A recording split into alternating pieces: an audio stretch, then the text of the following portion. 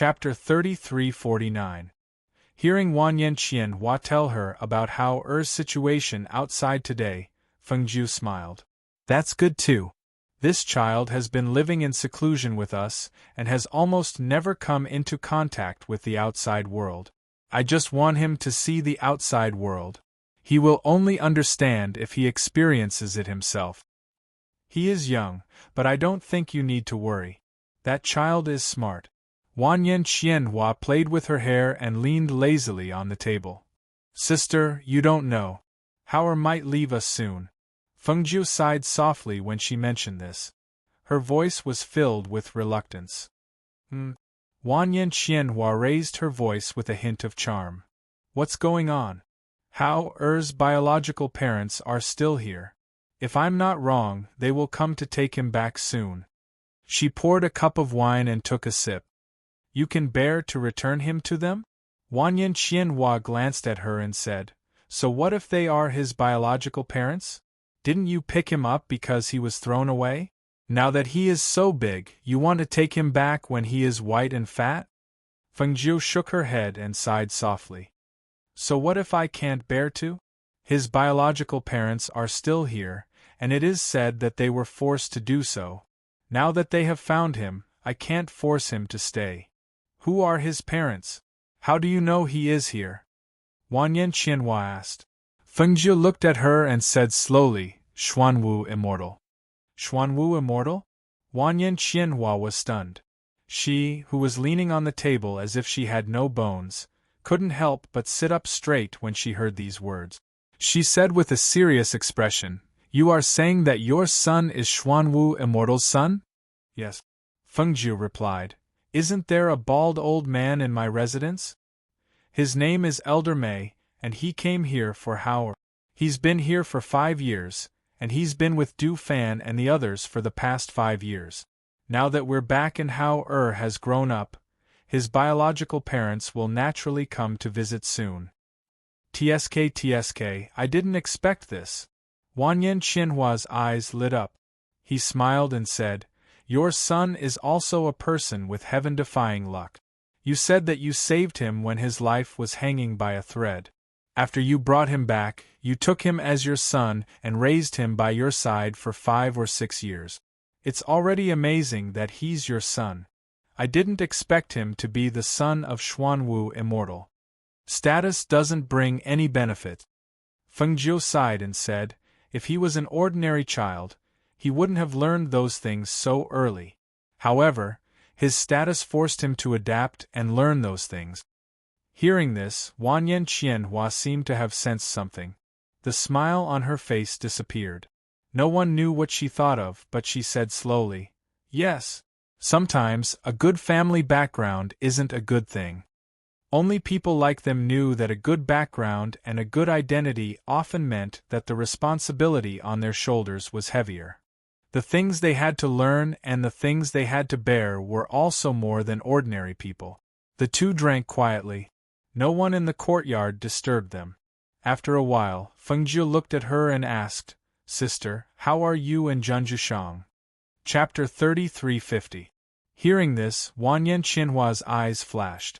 She poured another cup of wine and said, We had nothing to do with each other 5 years ago. Then she chuckled and said, You should be saying that we never had anything to do with each other. That person never wanted to have anything to do with her. She was the only one who was stubborn. Hearing this and looking at her expression, Fengjiu was slightly surprised. In her opinion, although her sister said that they had nothing to do with each other, it didn't seem to be the case. Back then, when she first met her elder sister, she admired her from the bottom of her heart. She was so similar to her elder sister, so she naturally knew that her elder sister's standards were not low. Otherwise, she would not have been single for so many years. But she didn't expect that when she came to the upper world from the lower world, she met someone who moved her heart. She actually abandoned her pride to pursue love. What she didn't expect was that the person she fell in love with was the leader of the Xiaoyao school. It was said that the leader of the Xiaoyao school was hundreds of years old, Zhengzhushang. Although age was not the focus of attention in the cultivation world, and there were many experts or big clans who had young and beautiful female cultivators by their side, she did not expect that her elder sister would fall in love with a man who was already hundreds of years old. When she heard her sister mention Jun Jushang, she wanted to meet him. She was curious from the bottom of her heart. A man who could move her sister, how outstanding would he be? She drank wine and thought about this. Seeing her sister finish one cup of wine after another, she couldn't help but chuckle and say, "Sister, it's easy to get drunk drinking like this." "It's good to get drunk," Wanyan Qianhua said. She drank another cup of wine and said, "Ah Jiu, tell me, why doesn't he like me?" No matter where she went, Wanyan Qianhua was dazzling.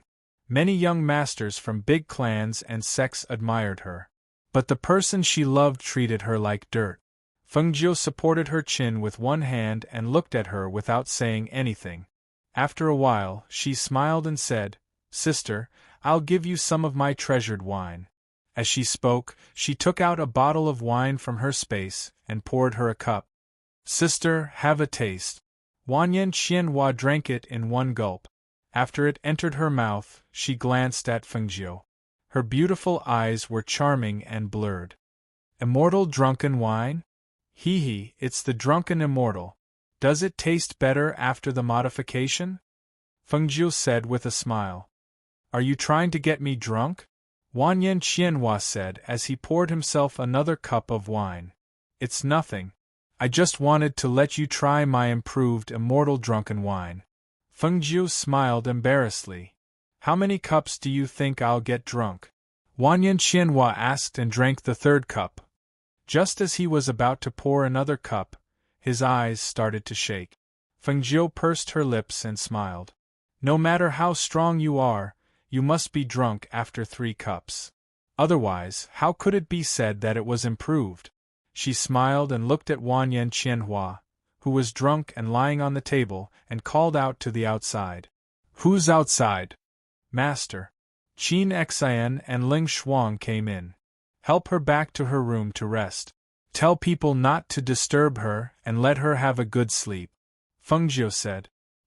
He stood up and brushed his robe. A layer of light flashed across his body and dispersed the smell of wine on his body. Ling Shuang and Qin Xian responded and helped Wanyan Qianhua out. Chapter 33:51. Feng Jiu, who was about to go out, stopped when she heard Ling Hua's voice. She looked back and said, "Yes, I'm going out for a while. If Zay asks, tell him I'll be back later." "Okay." Ling Hua didn't leave. Instead, he watched her turn and leave. Then he walked inside and happened to see Ling Shuang and Qin Xian walking side by side. He walked up to them. "Sister." Ling Hua called. "Yes, what's the matter?" Ling Shuang looked at him and asked. "Today, only Luo Yu is guarding How'er outside.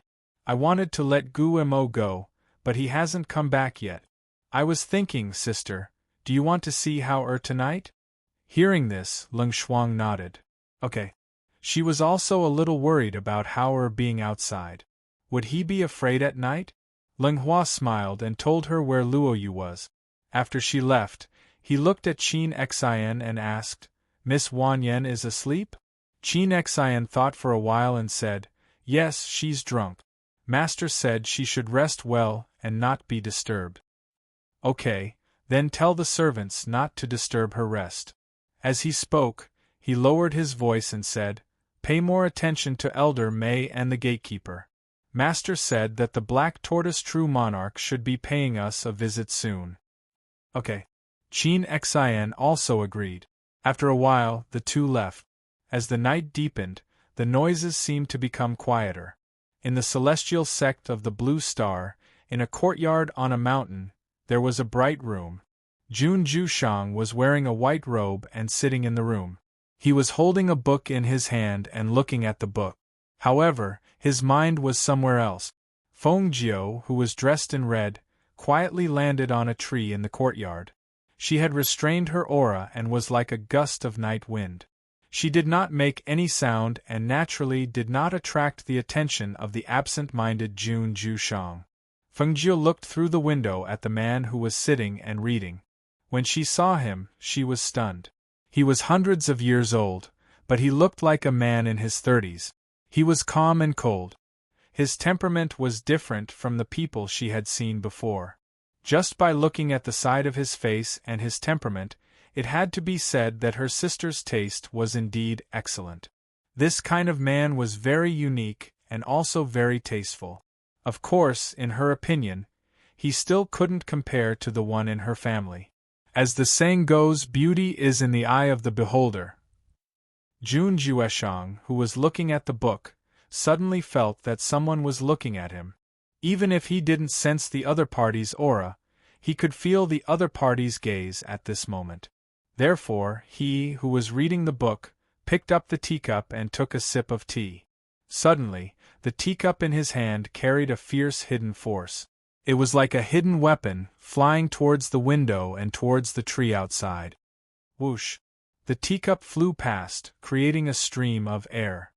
Fengjiu, who was staring at Jun Jueshang, suddenly saw the teacup flying towards her. She couldn't help but raise her eyebrows. She raised her hand and slightly tilted her body to reduce the force on the teacup. Then, she reached out and caught the teacup. The moment the teacup flew out, Jun Jueshang's heart skipped a beat. That was because he saw the red robe of the person hiding in the tree. When he saw the red robe, he immediately thought of Wanyan Qianhua. Chapter 33:52. However, when that silhouette jumped down from the tree and entered his line of sight, he couldn't help but feel annoyed. It wasn't her. Feng Jiu held the cup in her hand and gently twirled it. She looked at Jun Jueshang, who slowly closed his eyes after seeing her. She couldn't help but curl her lips into a smile. It seemed like he had mistaken her for her elder sister. Both of them liked to wear red clothes. No wonder he had mistaken her for her elder sister. She smiled and slowly walked inside with a cup in her hand. Feng Jiu. Jun Jueshang looked at the woman who had walked in and asked with an indifferent expression. Even though he had asked that question, he looked confident. Obviously, even though he hadn't seen Feng Jiu before, he had guessed her identity. "It's me." Feng Jiu smiled and nodded. She casually walked forward and sat down. She put the cup on the table and said, "I have heard that the Xiao Yao sect's Jun Jueshang is extraordinary. Today I see you in person. Indeed, hearing 100 times is not as good as seeing you once. You came to see me in the middle of the night. What's the matter?" asked Jun Jueshang. He put down the book in his hand and calmly looked at the girl in front of him. Feng Jiu, the ghost doctor's name, could be said to have spread all over the world. However, he didn't have any relationship with her. Therefore, he was surprised to see her in the middle of the night. Feng Jiu took out a teacup and poured herself a cup of water to drink as she said, "It's nothing. I just heard that you were here, so I wanted to come and see you." As she spoke, she played with the cup in her hand and smiled. "Sect Master, you don't know, right? Wanyan Qianhua and I are sworn sisters." Jun Jueshang's eyes twinkled when he heard that. He closed his eyes and didn't say anything. "I don't like to talk in a roundabout way. I will just say it." She looked at him and said, "My elder sister's taste is very high. There are so many outstanding men, but none of them can move her heart. I have always been curious. What kind of man will she fall in love with in the future? I didn't think that the patriarch would be like that." "Did she ask you to come?" Jun Jueshang asked. Hearing this, Feng Jiu sneered and glanced at him. 5 years ago, my sister mentioned you to me. When we met again 5 years later, I asked about you, but my sister said that the two of you had nothing to do with each other 5 years ago. So, when I heard that the sect master was in this sect, I thought that since I had nothing to do, I would like to see what kind of person this man that my sister fell in love with is. But now that I've seen him, I feel that he's just SOSO. She had originally wanted to see what kind of person Jun Jueshang was, and what kind of feelings he had for her sister. However, when she heard his question, she shook her head inwardly. It seemed that this person really didn't care about her sister. Otherwise, why would he ask such a question? How could someone as proud as Wanyan Qianhua ask her to come? However, according to her observation from the beginning until now, she felt that he didn't completely ignore her sister in his heart.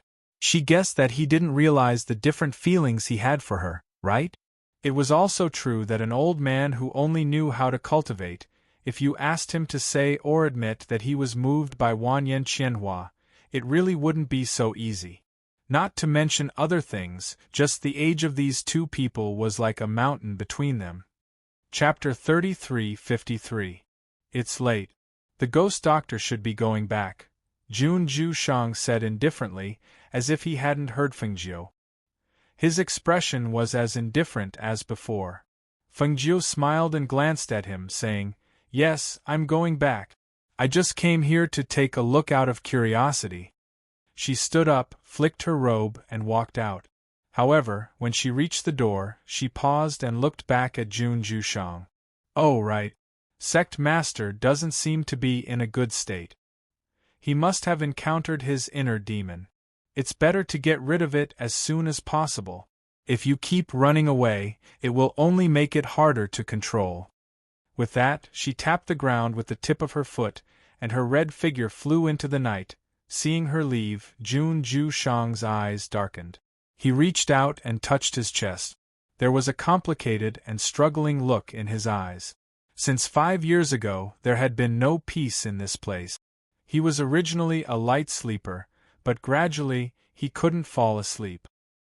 He knew that his inner demon had formed and could no longer be ignored. On the other side, after Fengjiu left Jun Zhushang's place, CK and Mu Xian, who were waiting outside, saw her come out and greeted her.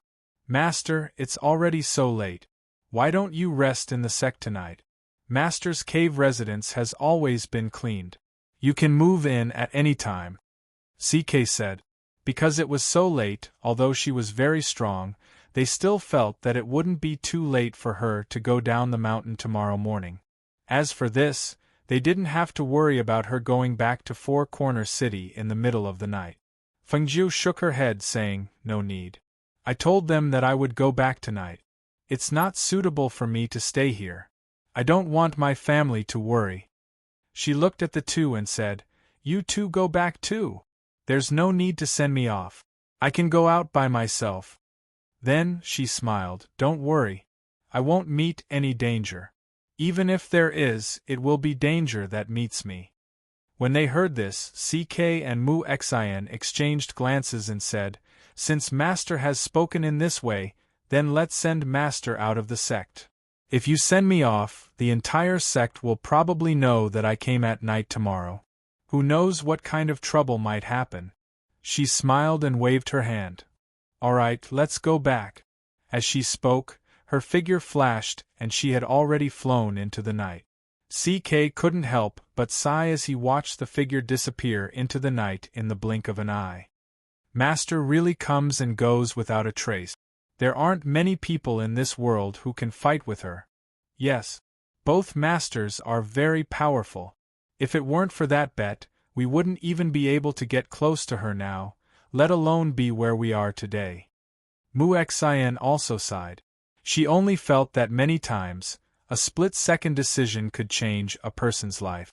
The two of them stood there for a while before leaving as well. On the other side, Fengjiu, who had left the sect, was flying in the night. Her red figure was like a ghost as she shuttled through the darkness of the night, heading towards Four Corner City. However, just as she was about to leave the boundary of the sect, she unexpectedly noticed a few figures flitting through the forest. Their auras were actually demonic cultivators. Chapter 33:54. Her figure flashed, and she retracted her aura and followed those people. She followed them in the night, but she didn't expect that she would follow them all the way to the back mountain of the sect. She raised her eyebrows slightly as she watched the devil cultivators enter the sect's back mountain. There were formations and barriers set up within the sect's territory. How were these devil cultivators able to enter the sect's back mountain as if there was no one around? Could it be that there was a spy? She followed closely and saw that these demonic cultivators had set up a barrier here.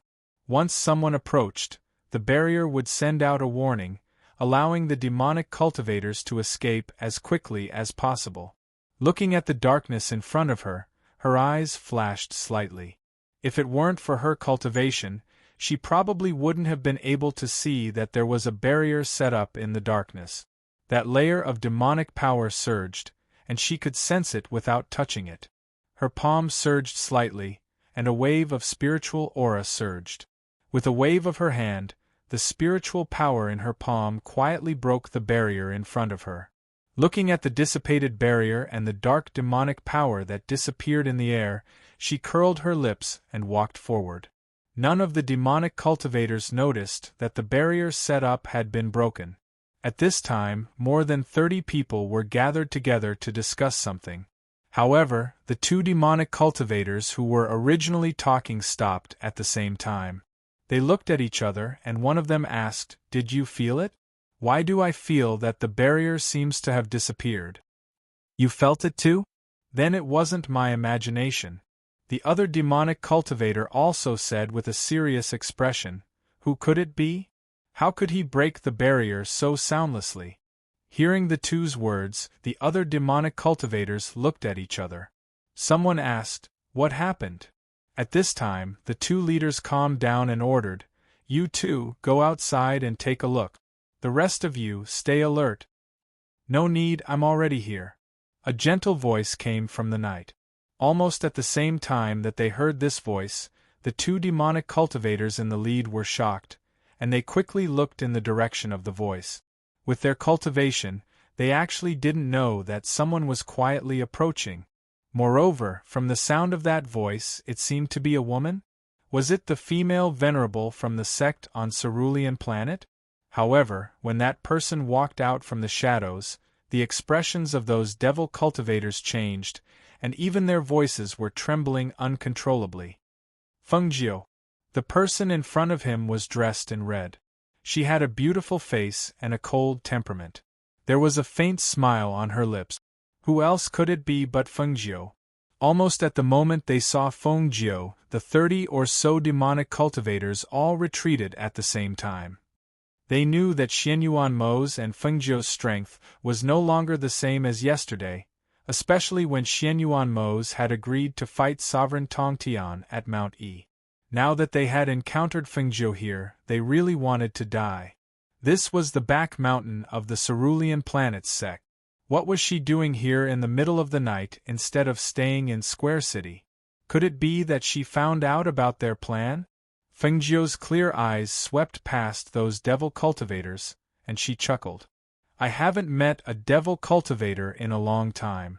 Tell me, what are you all doing here in the middle of the night?" Chapter 33:55. Let's go. Hearing her words, everyone's hearts trembled, especially the two devil cultivators in the lead. Almost without thinking, they threw out something from their sleeve. That thing hit the ground with a loud bang, and at the same time, black smoke filled the air. The devil cultivators took the opportunity to quickly scatter and escape. Fengjiu frowned. With a wave of her sleeve, she dispersed the smoke in front of her. At the same time, she released her pressure, and with a whoosh, a silver needle flew out from her hand, piercing the devil cultivators who were escaping in all directions. Those devil cultivators were too slow to escape, and after being pierced by the silver needle, they fell to the ground. Only the two devil cultivators in the lead escaped with their lives, and because of the loud bang, the people in the sect were alarmed. A venerable brought his disciples to the back of the mountain to investigate, and when they quickly followed the direction of the sound, they couldn't help but be startled. "Ghost Doctor." The venerable in the lead recognized Fengjiu, and then looked at the 20 devil cultivators on the ground, and hurriedly asked, "Ghost Doctor, what happened? Why did devil cultivators sneak into the sect's back mountain out of the blue?" Fengjiu glanced at the person who came, then glanced at the devil cultivators on the ground, and said, "I just happened to pass by, and saw a few devil cultivators walking around in the sect's territory, so I followed to take a look, but I didn't expect that there were dozens of people hiding here. The rest of them bit the poison and committed suicide. These two's chins were cut off by me. You guys bring them back for interrogation." She kicked the 2 devil cultivators at her feet. Yes, thank you, Ghost Doctor. Hearing this, the Venerable quickly thanked her, and ordered the disciples behind him to bring back the 2 devil cultivators who were still alive. However, when he turned around and was about to say a few more words to Fengjiu, he saw that the red figure who was standing in front of him just now had already disappeared. Master, she left. A disciple said softly. Deal with this corpse, then report back to the sect.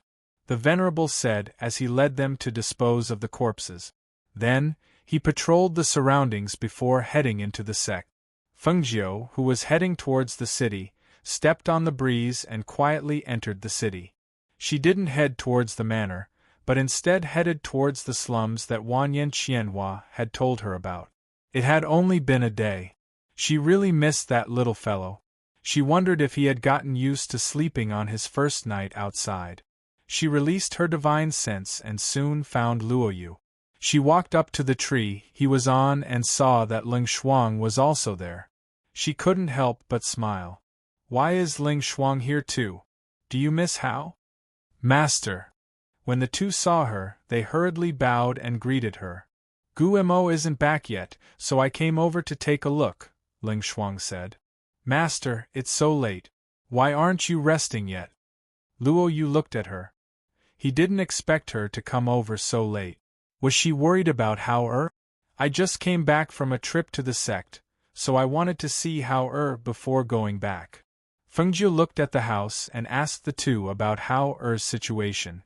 After hearing about Hao's situation, she smiled and said, Ling Shuang, come in with me to take a look. Yes. Ling Shuang responded and followed her into the house. Master, those little beggars are sleeping in the bunk over there. Hao is sleeping in this room. Ling Shuang lowered his voice as he led her in. When they arrived at the room, Fengjiu smiled when she heard the calm breathing inside. Chapter 33:56. She walked forward and pulled the blanket up for Hao. Looking at his dirty little face, Fengjiu shook her head and smiled. She didn't stay for long and left after sitting by the bed for a while.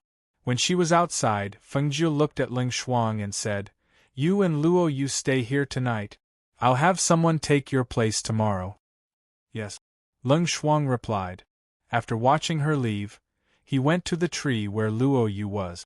When Fengjiu returned to the residence, she saw Xianyuan Mose sitting on the bed with his eyes closed. When he heard her coming in, he opened his eyes and looked at her. You're still awake.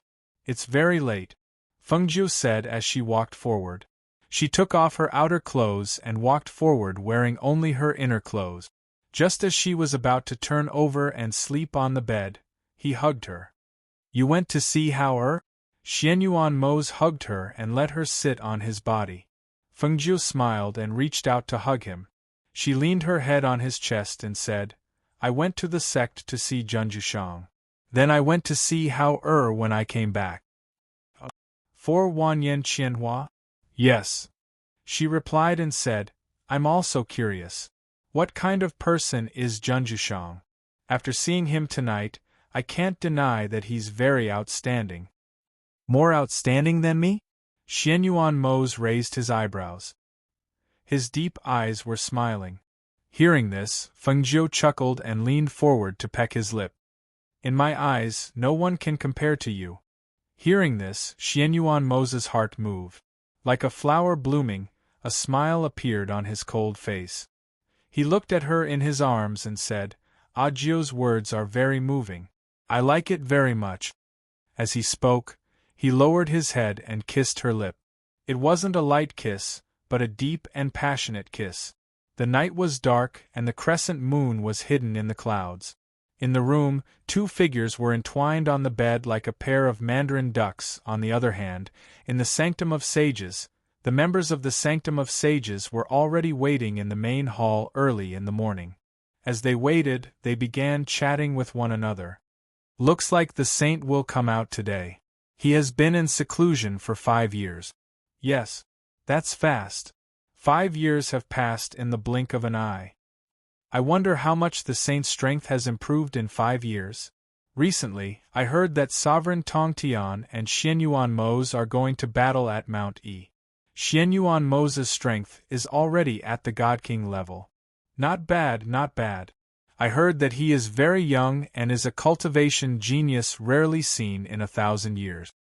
Hee hee, you don't know about this, do you? An old man stroked his beard and chuckled. He looked at the crowd and lowered his voice. Xianyuan Mo's is the Emperor's star, and he complements Fengjiu's Phoenix star. If not for the fact that they are destined by the heavens, do you think that anyone can be like them? They are indeed very powerful, but our holy son is not an ordinary person either. Another person said with a smile, just wait and see. The saint's strength will definitely be on par with Xianyuan Mo's. Divine King level? Is that possible? After all, Divine King level isn't something that can be achieved just by thinking about it. Back then, I heard that if the Holy Son could cut off all emotions and desires, his cultivation method would reach the great accomplishment stage. The power of that would be indescribable. Chapter 33:57. As the voice rang out, everyone's gaze turned towards the source of the voice. Emo Chen's white robe fluttered in the wind as he walked towards them. His otherworldly aura and the faint holy light that radiated from his body made him look extremely noble. If it was said that he had the temperament of a banished immortal in the past, the current him exuded an indescribable sense of nobility. It was as if looking at him for an extra second would be a blasphemy, especially the faint layer of holy light that surrounded his body. It was as if he was bathed in holy light. He seemed to be right in front of them, but at the same time, he was out of their reach. Holy Prince! Everyone called out excitedly as they lowered their heads in unison and bowed respectfully. Emo Chen walked to the center of the hall and stood there quietly. His deep gaze swept across the crowd before him and he said, "You may all disperse. Elders, please stay behind." Yes. Everyone responded and bowed their heads respectfully as they left the hall. In a short while, only the elders and Emo Chen were left in the large hall of sages. The elders exchanged glances and stepped forward. They cupped their fists and bowed, "Congratulations to the Holy Prince for coming out of seclusion." Emo Chen glanced at them, then turned around and sat down in the center of the hall. He ordered, "Tell me about Fengjiu and the others in the past 5 years." Hearing this, the elders paused for a moment before stepping forward. They sat down on the chairs on his left and right and briefly recounted the events of the past few years. Finally, the first elder said, "The Holy Prince came out of seclusion at just the right time. Some time ago, the Cerulean Star Sect sent people to ask for our help in the battle against Sovereign Tong Tian. However, because Xianyuan Mo's and Fengjiu returned, things took a turn for the better. Now, Xianyuan Mo's and Sovereign Tong Tian have agreed to battle at the peak of Mount E. There are still more than 20 days until now." At this time, the third elder said, "It's said that Xianyuan Mo's is already a God King expert, but no one knows what level he is." The second elder's eyes were fixed on Emo Chen. He looked at him, paused for a moment, and said, "Saint, before the temple master went into seclusion, he told us that after the saint comes out of the sacred tower, we have to see if the saint has severed all emotions and desires, severed all ties of love, and obtained the saint power. Saint, do you think, in other words, he wanted Yi Futian to tell them that he had already inherited the saint energy from the holy sanctum while cultivating in the holy tower for the past 5 years?" When Emo Chen heard this, the corners of his lips curled into a slight smile. He looked at the elder and asked, "Elder, in your opinion, have I already severed my 7 emotions and 6 desires? Have you obtained saint energy?" The second elder hesitated. How could he know whether or not he had severed his feelings for her? Did he not have the 7 emotions and 6 desires? He only knew that the layer of saint energy around his body was stronger than before. Perhaps he had already obtained the saint energy from the holy tower? For a moment the few elders did not speak, but their eyes fell on Emo Chen, sizing him up. They were not sure either, but seeing that he could come out of seclusion, he should have obtained the saint energy from the holy tower. I'm going back to rest for a while and will leave tomorrow. You can inform the temple master that he has come out of seclusion. Emo-chan said as he stood up, one hand behind his back and the other in front of him. Without waiting for them to speak, he walked towards the back of the hall. Chapter 33:58. Emo-chan slowly walked towards the back of the palace. His steps were light and leisurely. As he walked, he looked at the sky. No one knew what he was thinking, but a dark light flashed across his deep eyes. He walked towards the back of the palace and returned to the main courtyard to rest. At the same time, he prepared to leave the divine palace tomorrow to meet Fengzhou and the others. 2 days later, outside the sky of the upper world, in another region, in a palace, a man dressed in a dark golden robe with a strong waist and a bear's back was striding towards the main palace. His footsteps were like the wind. Every step he took carried a thunderous and fierce aura. He strode in. Before he saw anyone inside, he spoke first. Wife, what's wrong? Why do you look like you're in a hurry? A beautiful woman in luxurious clothes came out to welcome him. Although she was dressed gorgeously, she did not look well. Her face was pale. The man, Sovereign Xuanwu, strode to her side. He laughed loudly and said, Wife, Elder Mei sent news. Our son came back with Fengzhou and the others. He's now in Four Corner City. Our son is back? Is he okay? The beautiful woman sobbed. Tears fell from her eyes. She could not speak. When she thought of their child, she felt as if her heart was being cut by a knife. He was her biological child, but he could not grow up by her side. He was already 5 or 6 years old, but she had not seen him even once. How tall was he now? Was he fat or thin? Did he know that there was a mother like her? Wife, don't cry. This is good news, Sovereign Xuanwu said. He reached out and pulled her into his arms. He said, We had no choice back then. Now that he's growing well, you don't have to worry. Husband, we were incompetent parents. We only gave birth to him, but we never raised him. Husband, do you think he won't recognize us? The beautiful woman asked with tears falling from her eyes. She was anxious and worried. This monarch black tortoise was stunned. He had never thought of this problem. However, he still comforted them. He won't. He's our son. As long as we tell him clearly that we had no choice back then, I don't think he won't recognize us. The gorgeously dressed beauty leaned into his embrace and asked again, Husband, will they be willing to return the child to us? After all, they've raised the child for 5 or 6 years. I'm afraid their relationship is no less than ours. Don't worry. Fengzhou and Xianyuan Mo's aren't ordinary people. Naturally, they're different from ordinary people. It's our son's fortune to have a pair of adoptive parents like them. Besides, if they don't want to return the child to us, they wouldn't have agreed to let Elder Mei deliver the message to us. Although he had never met Xianyuan Mo's and Fengzhou, he was no stranger to them. He had been looking forward to meeting them. The beauty fell silent for a moment, and then she thought for a moment and said, Husband, let's go take a look first. If our son wants to follow them, let him follow. As long as he can come back to visit us often in the future, I'll be satisfied. Hearing this, Sovereign Xuanwu was stunned. He asked with a smile, Don't you miss your son? Don't you want to bring him back and raise him by your side? Chapter 33:59. She was worried that her son could not bear to part with Fengzhou and the others. She was also worried that if she brought him back against his wishes, he would be unhappy. After she gave birth to him, he was separated from her.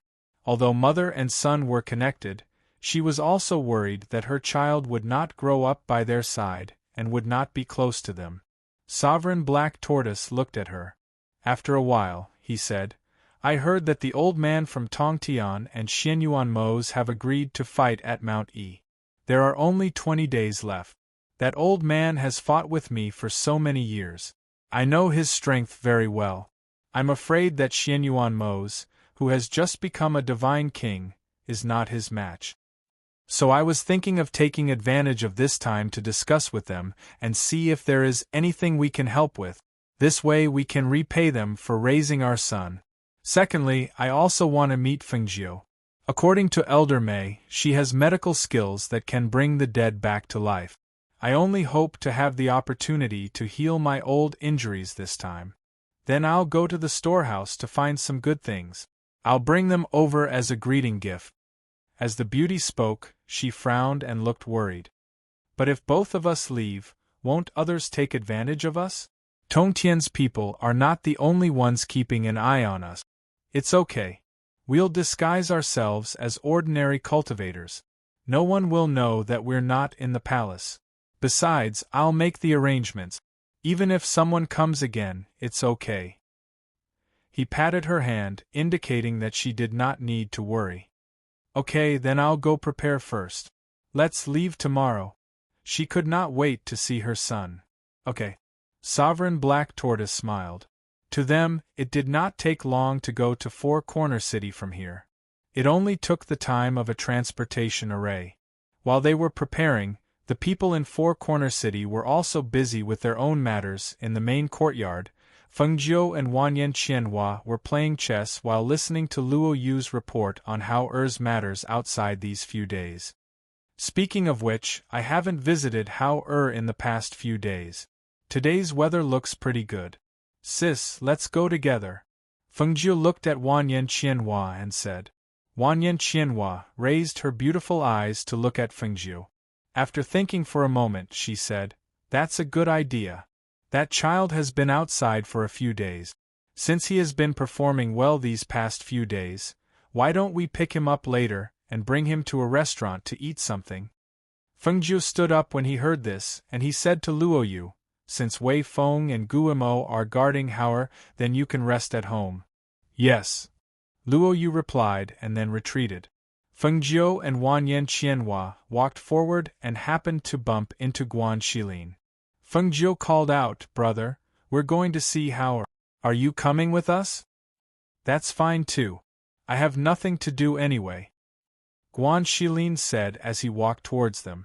Master, let Qin Xian and my sister go together. It'll be more convenient for Master to do whatever he wants with them. Ling Hua walked over from nearby with Ling Shuang and Qin Xian by his side. Fengjiu smiled when he saw this and said, All right. There are so many people here. Let's take the spirit deer carriage. With that, he walked out with Wanyan Qianhua. Then we'll be leaving. When we come back, we'll bring back some spiced beef to go with wine. Guan Shilin said to Ling Hua, and he walked out with a smile. Chapter 3360. On the other side, in the dilapidated house, Hao walked in with his short legs and shouted, I'm back! He had adapted to life these few days, and there was some excitement in his tone. He thought that if his mother knew that he could be independent and could feed so many people, she would be very happy. The little beggars in the house heard Hao-er's voice and quickly ran out. They all surrounded him. What's good to eat today? Is there meat today? Come here. Hao shouted. He came to the table at the side and took out the things from his Qiankuan bag. The little beggar's eyes flashed when they saw him take out the things from the small bag and put them on the table. In particular, a few of the older beggars stared straight at Hao-er's bag.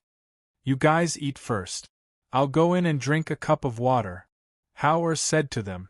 After putting the food on the table, he walked in. He lived in a room by himself, so when he came in, he climbed onto the chair and poured a cup of water. When he was about to drink it, he was stunned when he smelled the water. He thought that he smelled it wrongly, so he went closer to smell it. Someone put medicine in the water? Who did it? He thought in a daze. Because his mother also taught him how to identify medicine in Danwang Valley, he could easily smell that the medicine in the water was muscle-weakening powder, and it was the cheapest kind. His mother helped him recuperate his body. Not to mention this, even poison couldn't poison him. However, after living outside for a few days, He knew that he had to be clear about everything. He couldn't be careless. Therefore, he planned to beat them at their own game and see who wanted to harm him. Outside, the little beggars were eating happily. The older ones looked into the room from time to time. Because of nervousness, the hands holding the food trembled slightly. It wasn't until they heard the sound of cups breaking and falling that they put down the food in their hands and ran in quickly. When they saw Howard lying on the ground with cold sweat on his face and a weak look on his face, the youngest girl quickly went forward to help him up. "What happened to you?" Howard leaned on the little girl and said, I suddenly have no strength in my body." How can this be?" the little girl asked worriedly. "Does your body hurt?" The medicine is working," the older beggar suddenly said excitedly. Hearing this, a few of the younger ones were startled and looked at him in astonishment. "What did you say? Take the bag from him. There's a lot of money and a lot of treasures." As the older beggars spoke, they suddenly pushed the youngest girl away and went to snatch the inconspicuous bag tied around Howard's waist. Woo! The little girl was pushed aside and her body fell to the side. Her hand pressed on the broken cup and blood immediately flowed out. She sobbed but climbed up and squeezed forward to protect Howard. "Don't take his things. Don't take his things." Chapter 33:61. Howard pursed his lips and stared coldly at the few beggars when he saw the little girl standing in front of him and using her bleeding hand to slap the bigger beggars. "Go away!" One of the beggars pushed the little girl away, but she pounced on him again. At this moment, the bigger beggar shouted at the other beggars, "What are you waiting for? Hurry up and help. After we snatch his bag, we'll give you some silver." The beggars were originally a little afraid, but when they heard the last sentence, their eyes lit up. They hurriedly went forward to help pull the little girl away and pressed her firmly to the ground. Howard sat leaning against the corner of the table, looking weak and motionless. He watched as the beggars worked together to deal with him, and even pressed the little girl to the ground. At this moment, the little guy felt a fire burning in his heart. Until he saw the Qianquan bag at his waist being snatched away by those beggars and saw them taking out the things inside in front of him, he asked, "Why are you snatching my things?" He saved them and brought back delicious food for them. Why did they still want to snatch his things? "These aren't your things. These are the things you snatched from those two people. Why should they only give their things to you?" the bigger beggar said. He looked curiously at the few Dharma treasures taken out from the Qianquan bag and played with them excitedly. Howard looked at them fixedly. No one knew what he was thinking. After a long time, he said, "I'm too good to you." His mother had told him that one should not have the heart to harm others, but one should always be on guard against others. Before this, he felt that these beggars would not harm him because he had saved them and they were very weak. However, after today's incident, he understood some things that he would only understand after experiencing it himself. What happened today was a lesson for him. If it wasn't for his ability to distinguish between medicines, if it wasn't for the fact that he wasn't afraid of these medicines, then he could only lie here powerlessly and be robbed of everything on him, or even his life.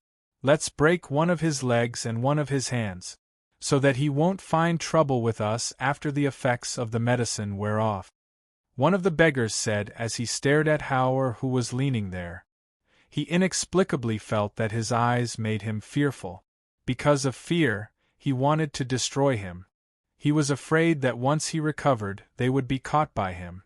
Therefore, he could only cripple him while he could not move. Hearing this, the beggars all looked at each other. The smaller ones were a little scared. We don't dare. How about this? We'll leave this square city and go somewhere else.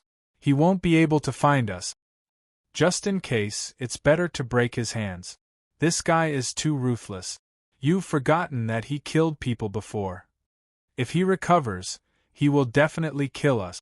Oh, he still has a dagger. As he said this, the bigger one was about to search his body. At this moment, the little girl who was pressed to the ground cried out, No, no, don't break his arms and legs, don't. Woo woo. With them were of him were. Chapter 33:62. Due to the strength of that kick, the little girl let out a muffled groan and spat out a trace of blood from her mouth. Seeing this, Hao-er's face darkened and the aura on his body became extremely cold. He stared at the beggar who came forward and reached out to grab his hand and break it. Crack! The sound of bones breaking was heard and instantly frightened all the beggars. Just as the beggar screamed, Hao-er's voice was heard. Looking for the dagger? It's here. Hao-er's voice was heard and the inconspicuous but sharp dagger had appeared in his hand. With a flash of cold light, he directly broke the tendons in the beggar's hand. As the beggar screamed, the blade turned and directly pierced his foot, breaking the tendons in his foot. Ah! Shrill screams sounded and scared the little beggars out of their wits. However, Hao-er took a big step forward and blocked everyone's escape. Seeing the little beggars who were originally running towards the door retreating with pale faces, he said coldly, "Did I allow you to leave? Don't kill us. We don't want to die." The little beggars cried and begged and directly knelt down. "It's not me, it's not my idea, it's him, it's his idea, it's his idea, it's none of our business," the older beggars said as they pointed at the beggar who was lying on the ground and screaming. Not far outside, Fengjiu and Wanyan Qianhua stood on a tree and watched. They originally wanted to see what Hao-er was doing and did not expect to see such a scene. "What do you think your son will do?" Wanyan Qianhua asked. Fengjiu's eyes flashed and said, "Cripple one of their hands and one of their legs, just like the beggar inside. However, I don't think he will do anything to those little beggars who are in a passive position." Wanyan Qianhua shook his head and sighed softly. "This child has already been raised into a monster by all of you, yet you still let him out to train. If he trains too much, he will mature too early. Look at what he's going through now. It's not something an ordinary child would experience." Fengjiu nodded in agreement. "Yes, I didn't expect him to grow so quickly. It's only been a few days, but his ability to adapt and be independent is beyond my expectations." The two of them watched from the tree. They didn't intend to show themselves to help. They just wanted to see how he would deal with it. In that dilapidated courtyard, Hao-er really did as Fengjiu said. He crippled a hand and a leg of a few of the bigger beggars. As for those who were in a passive position, he did not touch them. "Leave. You're not allowed to appear in Four Corner City. Otherwise, if I see you again, I won't let you off like this time," Hao-er warned. After watching those people rush out of the door, he went to the little girl's side and helped her up. "I'll bandage you." As Hao-er spoke, he put away the cosmos sack and all the things on the ground back into the sack. The little girl clearly hadn't recovered yet. She stared blankly at him. You didn't use the medicine?" "Yes," Hao-er replied with a straight face. After applying medicine for her, he used a strip of cloth to bandage her hand. When he sensed that someone was coming, he looked up. When he saw that familiar figure, his eyes couldn't help but light up. He quickly stood up and pounced on the figure that was slowly walking over. Chapter 33:63. Hao-er ran forward. Just as he was about to pounce forward, he remembered that he was dirty and couldn't help but stop. Fengjiu bent down and was about to catch him, but he retreated.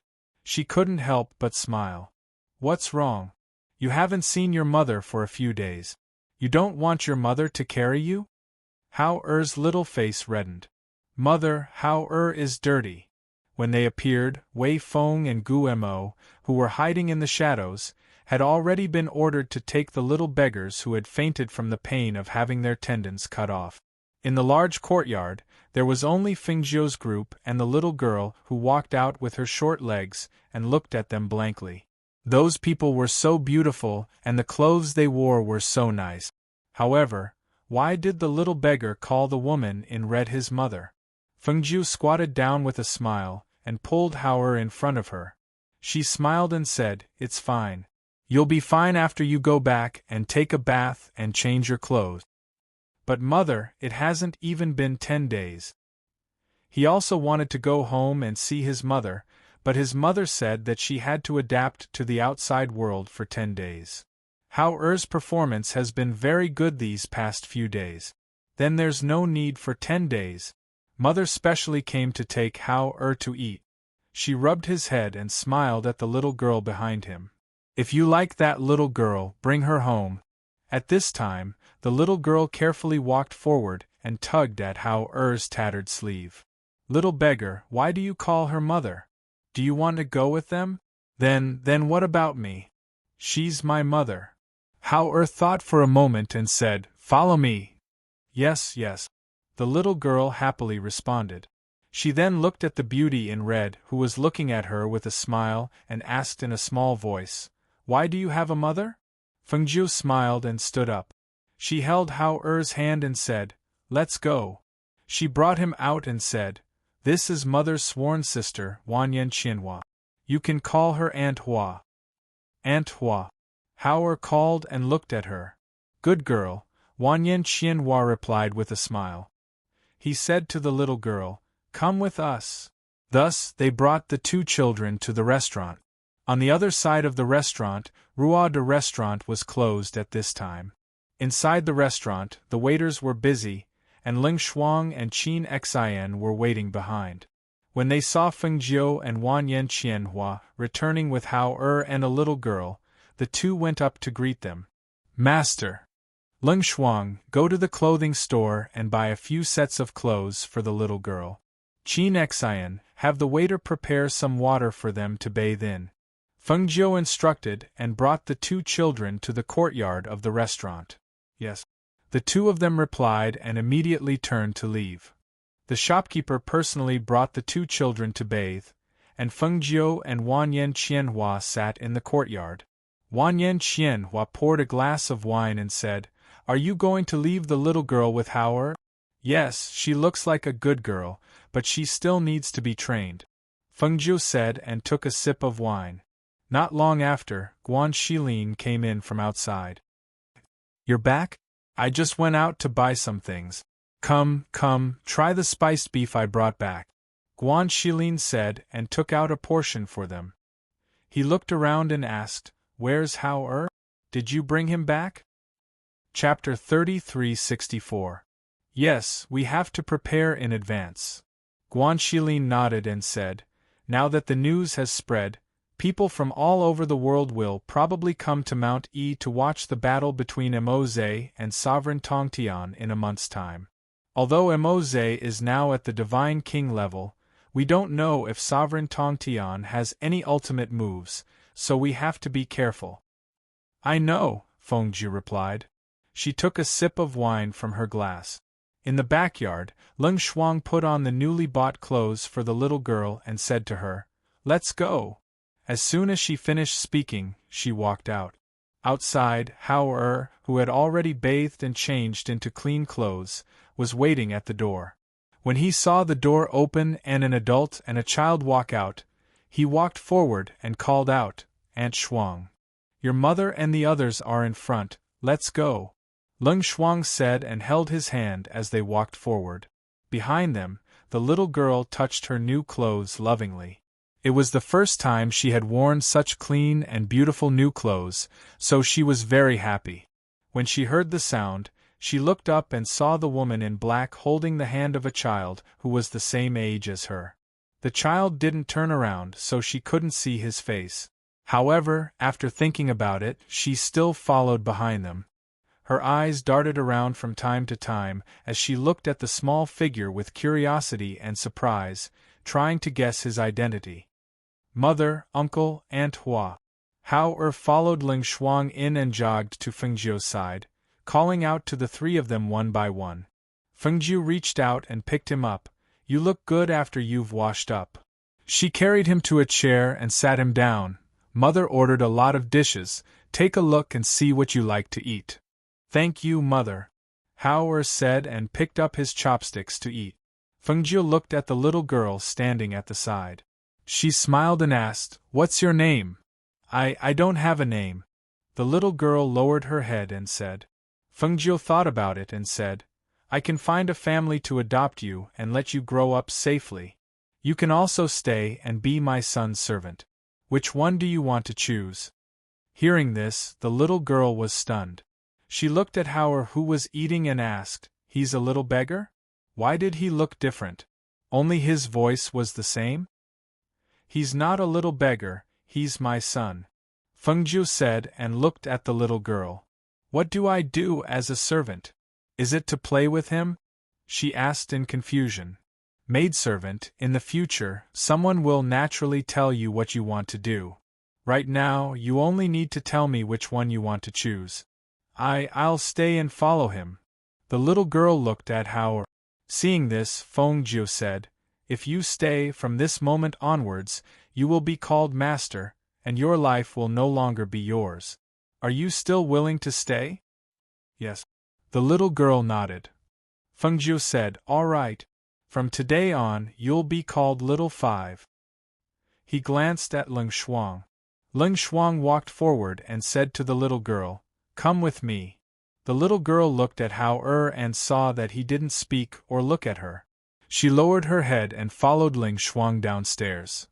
Chapter 3365. Fengjiu smiled. "Keep her for now. We'll see. She's just a little girl anyway." How big of a deal was that? If this little girl was obedient and kept her place, then she could stay.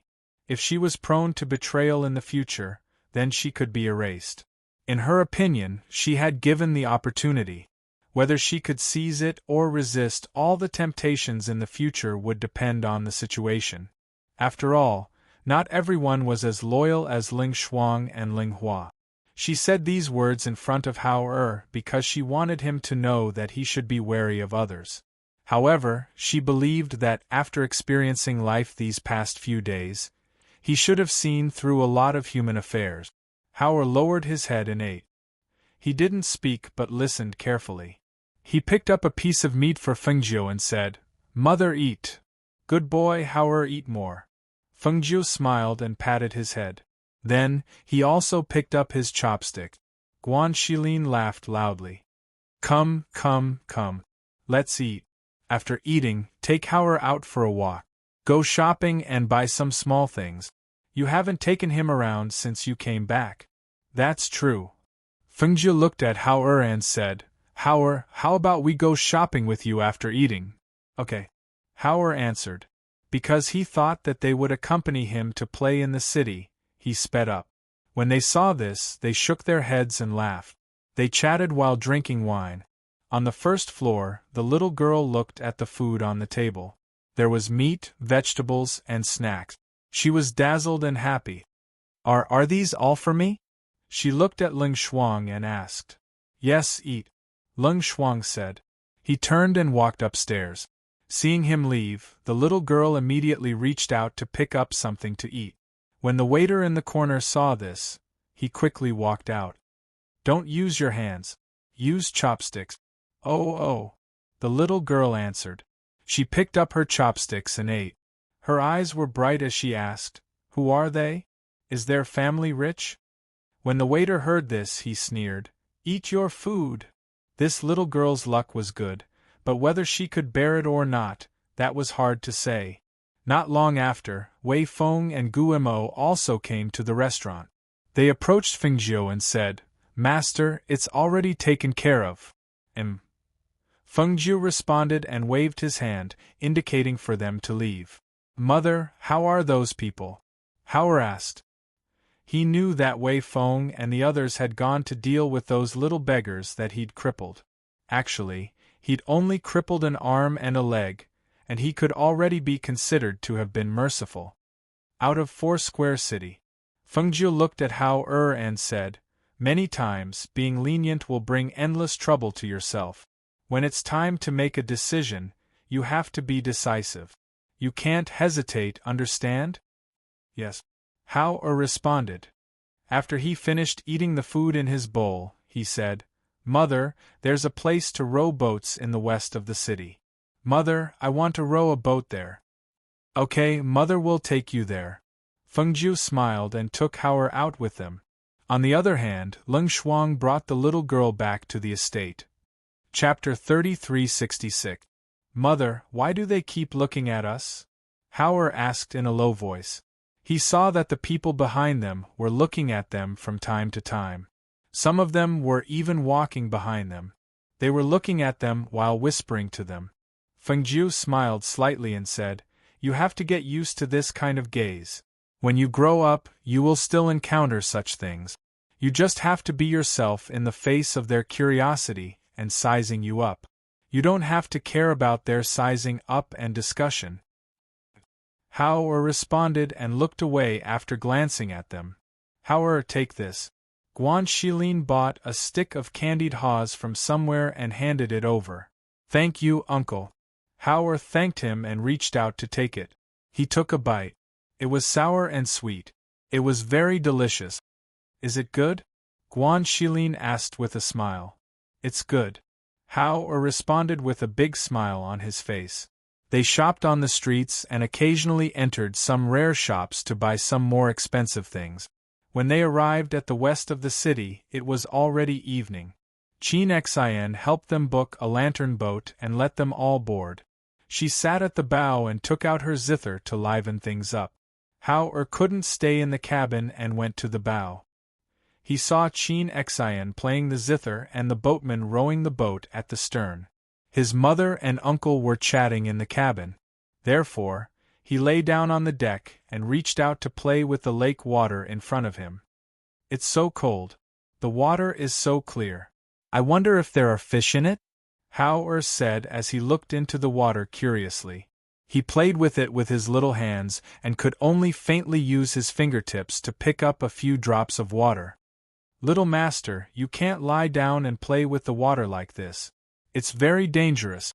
Qin Xian stopped playing the zither and looked at Hao and said softly, "I won't fall in."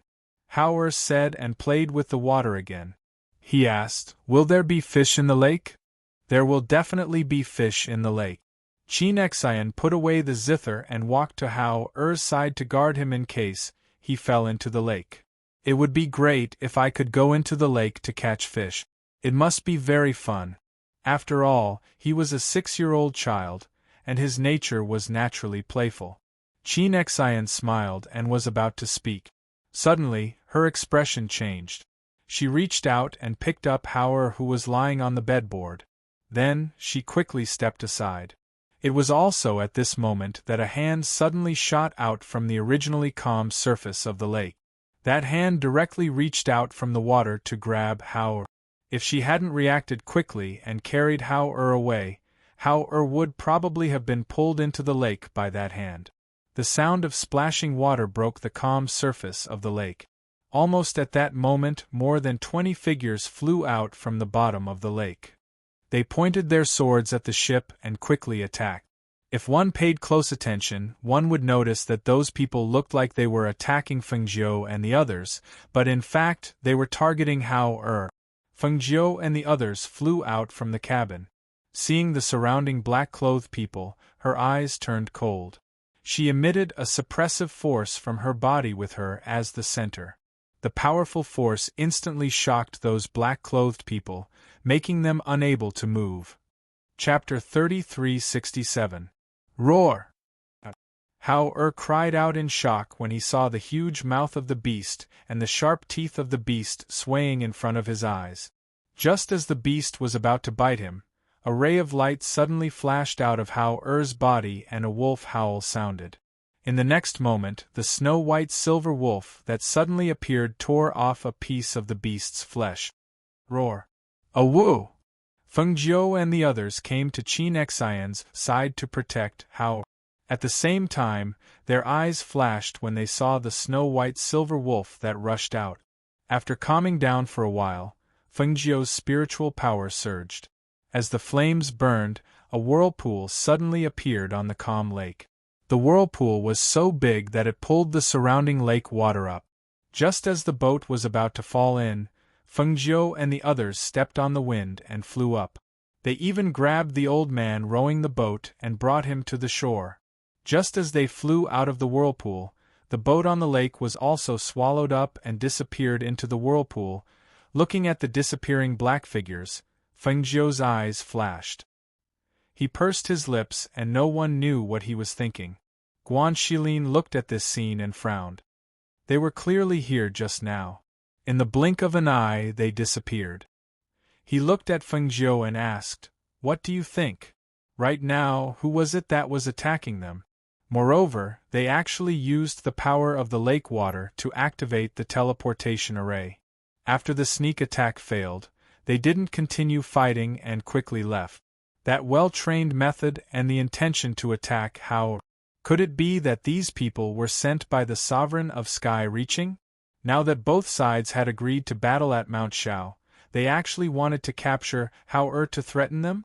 Qin Xian brought Hao back to the shore. Feng Zhou and the others also landed one after another. He came to them and asked, "Are you okay?"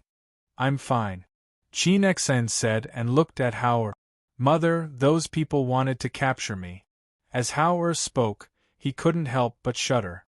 Just now, that ferocious beast suddenly opened its big mouth, revealing sharp teeth, and pounced on him. That kind of fear of being devoured in the next moment made his heart tremble violently. Feng Zhou rubbed his head and didn't say anything. Instead, he looked at the silver wolf that was pouncing on the lake water. He looked at her with excitement and joy and then looked at Hao. "Go back to the space first," Feng Zhou said and glanced at the wolf, telling it to go back to the space to avoid causing too much commotion. That. She walked forward and released her divine sense to scan the lake before her, saying, "Someone has set up a teleportation array here, and its aura is very strong. I think it might really be Sovereign Tongtian. Right now, apart from Sovereign Tongtian, no one else would have any ideas about Hao. However, Sovereign Tongtian was a sovereign after all. How could he still think of using despicable means to capture Hao after the battle on the summit? This was too despicable. It seems that he doesn't have the confidence to defeat Moze. Otherwise, why would he think of capturing Hao? Guan Shilin said and looked at Feng Zhou. "Keep a close eye on Hao during this period. Don't let anything happen to him. It would be really troublesome if Hao fell into the hands of the Sovereign of Sky Reaching." Chapter 3368. When the group returned to the residence, Feng Zhou took Hao back to his room to rest. Seeing that his face was still pale, she asked, "Are you afraid?" After all, he was only a 6-year-old child. Even an adult would not be able to calm down when he saw the ferocious beast pouncing on him and biting him. "Yes," Hao replied. He held her hand with both hands and said softly, "Mother, am I very useless?" He did not want to be afraid, but when he thought of the previous scene, he could not help but feel afraid. "It's okay. Hao is already very powerful." She patted his hand and coaxed softly, "Be good. You'll be fine after sleeping." Hao listened to her and closed his eyes. However, as soon as he closed his eyes, he thought of the ferocious beast pouncing on him and opened his eyes again in fear. "Mother, Hao doesn't dare to sleep." Seeing that he was frightened, Feng Zhou's eyes flashed with worry. She comforted him softly and said, "It's okay. Mother will chat with you. Let's let Qin Xian come in and play the zither. We can chat while listening to the zither, okay?" "Yes, Mother, stay with me. Don't go." He held her hand tightly, afraid that she would leave. "Okay, Mother won't go," Feng Zhou said softly and called out, "Qin Xian." Qin Xian walked in from outside and called out, "Master." She looked at Hao on the bed. "Qin Xian, play a song." Feng Zhou looked at her but did not say what song to play. "Yes." Qin Xian responded and walked to the side to sit down. She took out the zither from her space and played a calming lullaby. The pleasant sound of the zither rang in the room. The sound of the zither was gentle and seemed to brush past Hao's fearful heart. He gradually relaxed and blinked his eyes to look at Feng Zhou sitting by the bed. Feng Jiu accompanied him and told him the funny stories when she pretended to be a beggar. As time went by, he gradually fell asleep under Qin Xian's hypnosis. She couldn't help but feel sorry for the little fellow who was still holding her hand tightly even though he was asleep. This child was really frightened today. In the past, he had brought him to the forest for training, but he had never experienced such a situation where he almost died in the mouth of a beast. Today's scene seemed to have frightened him quite a bit. Okay, he's asleep. Feng Jiu whispered to Qin Xian, indicating that she didn't need to play anymore. Feng Jiu carefully pulled her hand out of his grasp and covered him with the quilt. Then, she walked out with light footsteps. Qin followed behind her and left the room. When they arrived at the courtyard, Feng Jiu glanced at the room and said, Qin Xian, you stay here and look after Hao. Yes. Qin Xian responded and watched her and Ling Shuang turn and walk out. Only then did she go back to the room to guard. In the hall, Guan Shilin and the others were all there. At this time, when they saw Feng Jiu come in, they asked, How is Hao? Just now, the boy didn't look right. He seemed to be frightened. He was a little frightened, but he's fine. He's asleep.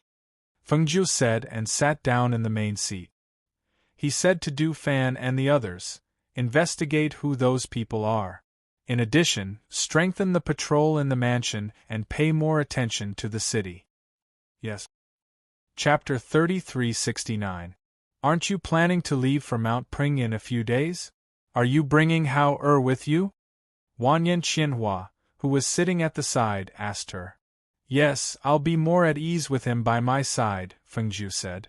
Seeing this, Wanyan Qianhua said, I think I can help you look after Hao on this trip. If you bring him to the sect, he should be very safe. The sect of the cerulean planet? Feng Jiu shook his head. It's not safe there either. There are some demonic cultivators hiding there. I met them last time, but I don't know if they've been caught. Is that so? Wanyan Qianhua was slightly surprised. She turned her beautiful eyes and asked, You've only been back for a few days. When did you go to the sect? Why didn't I know about it? Hearing this, Feng Jiu smiled embarrassedly. I didn't go for long.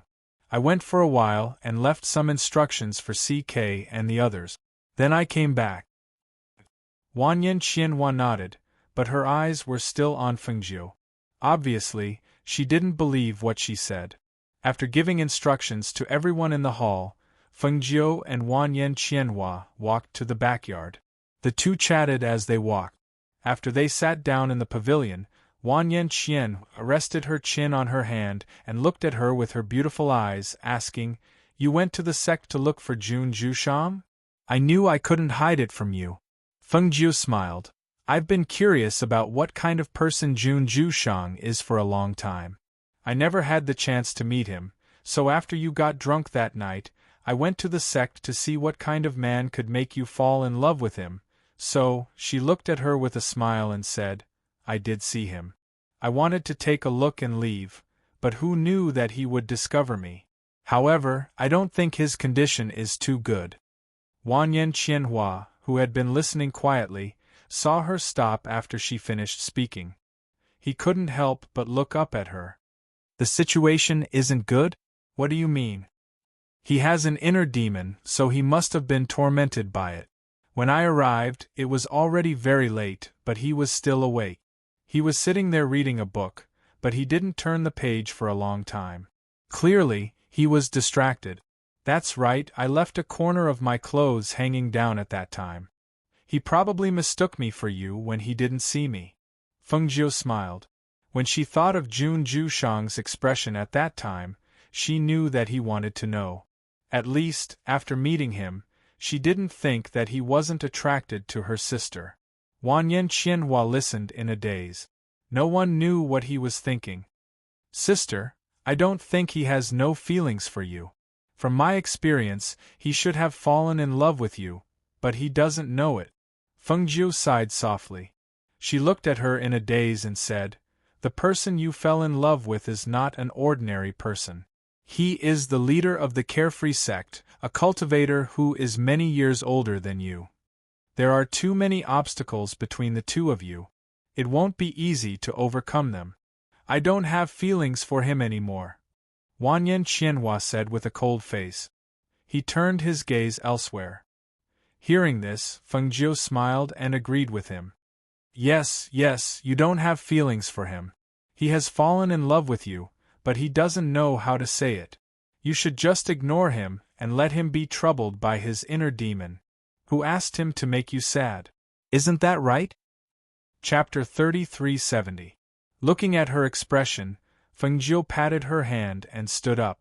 Sister, I'm going to find Zhe. You can sit here for a while. With that, she left first. It was better to let them deal with their relationship problems themselves. Even if she wanted to help, she had no way of doing it. Especially when her sister said that she didn't love him anymore, but she couldn't let go of him in her heart. She was also someone who had been through this. However, her relationship with Zhe had always been stable and trusting. There had never been any doubt, betrayal, or sadness. Therefore, compared to them, the two of them were really very happy. Moreover, they were preparing to get married. After they got married, they would have their own children and a family that belonged to them. Thinking of this, her footsteps became lighter. She walked all the way to the back of the mountain and arrived at the cave residence. Seeing Mose sitting cross-legged inside, she sat down beside him. Why are you here? Xianyuan Mose opened his eyes and looked at her. Recently, he had been quietly cultivating here. He wasn't cultivating, but meditating. Fengjiu reached out and hugged his arm. She leaned her head on his shoulder and said, Today, I took Hao out to play. We encountered an ambush and Hao was frightened.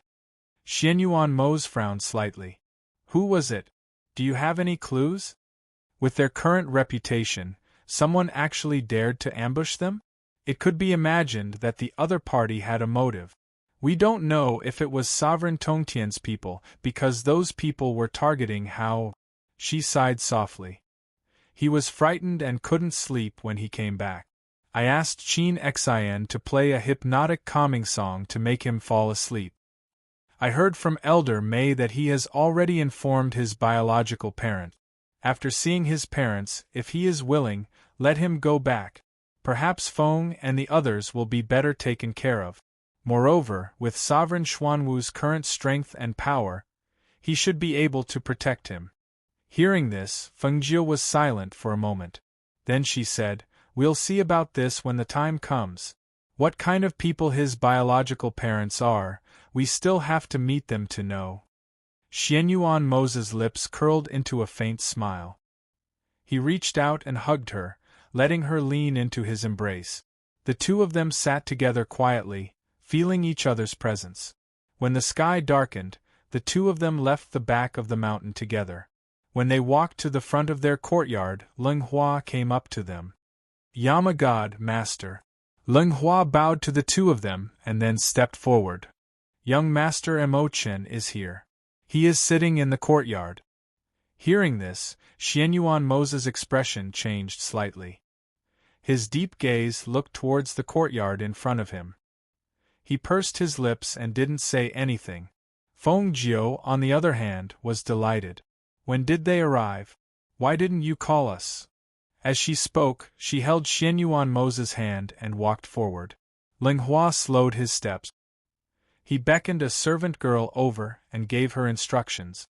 Then he walked inside. He didn't enter the courtyard, but stood outside.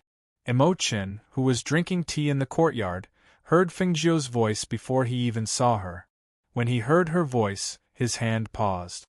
A dark light flashed through his deep eyes. When he looked up again, that light had already disappeared. Chapter 3371. Emochen, it's really been a long time. How have you been? Fengjiu stepped forward with a smile. As he stepped forward, he loosened his grip on Xianyuan Mose's hand. Xianyuan Mose lowered his gaze and looked at his empty hand. For some reason, he felt a little gloomy. He pursed his lips and glanced at Emochen, who was dressed in spotless white robes. Then, he stepped forward and sat down beside Fengjiu. It's been a few years since we last met, but you're still as elegant as ever. As Xianyuan Mo spoke, he looked at Nalan Machin with a deep gaze. Compared to 5 years ago, Xianyuan Machin now had an extra sense of stillness. He could clearly feel that Nalan Mose was smiling, but it felt very distant. Especially the faint light emitted from his body, which was very conspicuous. It made him look like a luminous body in the night. Hearing their words, Emochin smiled warmly. He looked at them and said, "When I came here, I went to the Divine Temple on my master's orders and took over the position of Divine Temple Son. I've been cultivating in the sacred tower for the past few years. I only came out recently." In a few words, he briefly recounted what had happened in the past few years. He looked at the two of them and said, "It seems that you've had a lot of opportunities in the past few years. In 5 years, you've already become experts at the Divine King level." Fengjiu looked at him and smiled. "We've only been able to achieve this speed because of the help of pills. But you're different. You've taken one step at a time and now you're at the peak of the high god level. You're only one step away from becoming a divine king." He smiled and did not say much. He only said, "I heard that you've arranged a battle with Sovereign Tongtian on Mount E?" "Yes, that's right," Xianyuan Mose replied. "Are you confident in a one-on-one battle?" Emochin asked. "It shouldn't be a problem," Xianyuan Mose said. "That's good." Emochin nodded. He glanced at Fengjiu and said to Xianyuan Mose, "You're not alone. You have to think about Jiu. If you don't have the confidence to fight, you should avoid it." Hearing his words, Fengjiu chuckled. "Don't worry. Zhe knows what he's doing, and I have confidence in him." Emochin looked at her gently and asked, "How have you been these past few years?" When Xianyuan Mose heard this, he raised his eyebrows and said, "She's doing well. You don't have to worry about her. By the way, after the Battle of Mount Shao, we'll prepare to go back and get married. You must come to our wedding then." Fengjiu glanced at Xianyuan Mose, who was rushing to speak, and smiled at Emochin. "I've been doing well these past few years. We're going to get married, so you must prepare a congratulatory gift. You must come to our wedding as well." Hearing their words, Emochin smiled and asked, "Are you going back to the Phoenix Dynasty to get married?" "Yes, we're getting married from the Phoenix Dynasty," Xianyuan Mose said. "I'll definitely be there. I'll also prepare a generous gift for you," Emochin said gently and looked at Fengjiu. "Jiu, I think you'll be happy when you marry Mose." "Yes, we'll be happy." Fengjiu held Xianyuan Mose's hand and looked at Xianyuan Mose with a blissful smile. They looked at each other and smiled. Fengjiu looked at Emochin and said sincerely, "Emochin, whoever marries you in the future will also be happy." Chapter 3372. Linghua ordered the servants to serve the food and wine, and let the three of them have a small gathering in the courtyard. That night, he listened to them chatting and laughing until late into the night. "I can't drink anymore. I'm going back to rest. You guys should sleep early too." Emochin stood up, his footsteps slightly unsteady. "Linghua, take Emochin to rest." Xianyuan Mose called out to Linghua outside. "Yes." Linghua walked in and said to Emochin, "Young Master Emochin, this way please." "Thank you." He nodded to Linghua, then followed him out. Watching Emochin walk away, his figure swaying slightly, Fengjiu said, "He drank a little too much tonight. It seems like he has something on his mind." Xianyuan Mose reached out and hugged her waist, saying, "Don't worry. He'll be fine. He'll be fine after a good night's sleep." His deep eyes watched the white figure gradually disappear into the distance. When it disappeared from his sight, he held Fengjiu and walked to the back room, saying, "You smell of alcohol. Why don't we take a bath?" "Yes, it'll be easier to sleep after a bath," Fengjiu said, then called out, "Leng Shuang, get someone to prepare water for a bath." "Yes." Outside, Leng Shuang came out of nowhere. After responding, she left. Compared to the two smiling people here, on the other side, Emochin entered the room, took off his coat, and lay down on the bed. As soon as he lay down on the bed, his whole body relaxed. He thought about what had happened tonight. He thought about the happiness in Fengjiu's eyes when she looked at Xianyuan Mo's. He smiled and closed his eyes, murmuring, "As long as you're happy, as long as you're happy." The next morning, Wanyan Qianhua was waiting for Fengjiu in the front courtyard. When she saw her come out, she said, "Xiaojiu, I'm going back. I came to tell you." "Back to the sect?" Fengjiu looked at her and asked. "Yes, there are some things I need to take care of," she said, looking into the distance. Hearing this, Fengjiu smiled, saying, "Okay, then I won't keep you any longer. In a few days, we'll go to Sun Mountain. After the Battle of Sun Mountain, we'll go back to the Phoenix Dynasty to get married. You must come then." Hearing her words, Wanyan Qianhua revealed a charming smile. She reached out to hold her hand and said, "Don't worry. I'll definitely go, and I'll definitely bring you a big gift." Fengjiu pursed her lips and smiled, saying, "Then I'll thank you first, sister." She paused and looked at her. After hesitating for a while, she said, "Sister, although I feel that this is your Junjushang's relationship and I can't help much, I want to give you a piece of advice. Follow your heart when it comes to relationship. Most of the time, no one is right or wrong. As long as you follow your heart and don't have any regrets, it will be fine." Hearing this, Wanyan Qianhua was silent for a while. Finally, she nodded, saying, "Don't worry. I know." The two talked for a while, then Fengjiu saw her out. After watching her leave, she turned around and went back to Hao Er's courtyard to see how he was today. "Master." Qin Xian saw her come in and stood up to greet her. Chapter 33-73. "He has been sleeping since last night," Qin Xian said as she looked at Hao Er, who was lying on the bed. "Go and rest," Fengjiu said as he walked up to the bed and sat down. Katomi bowed and left the room, gently closing the door behind her. Fengjiu sat by the bed and looked at Hao Er, who was sleeping soundly. Her heart softened. He had grown up from a small ball in her arms like a kitten.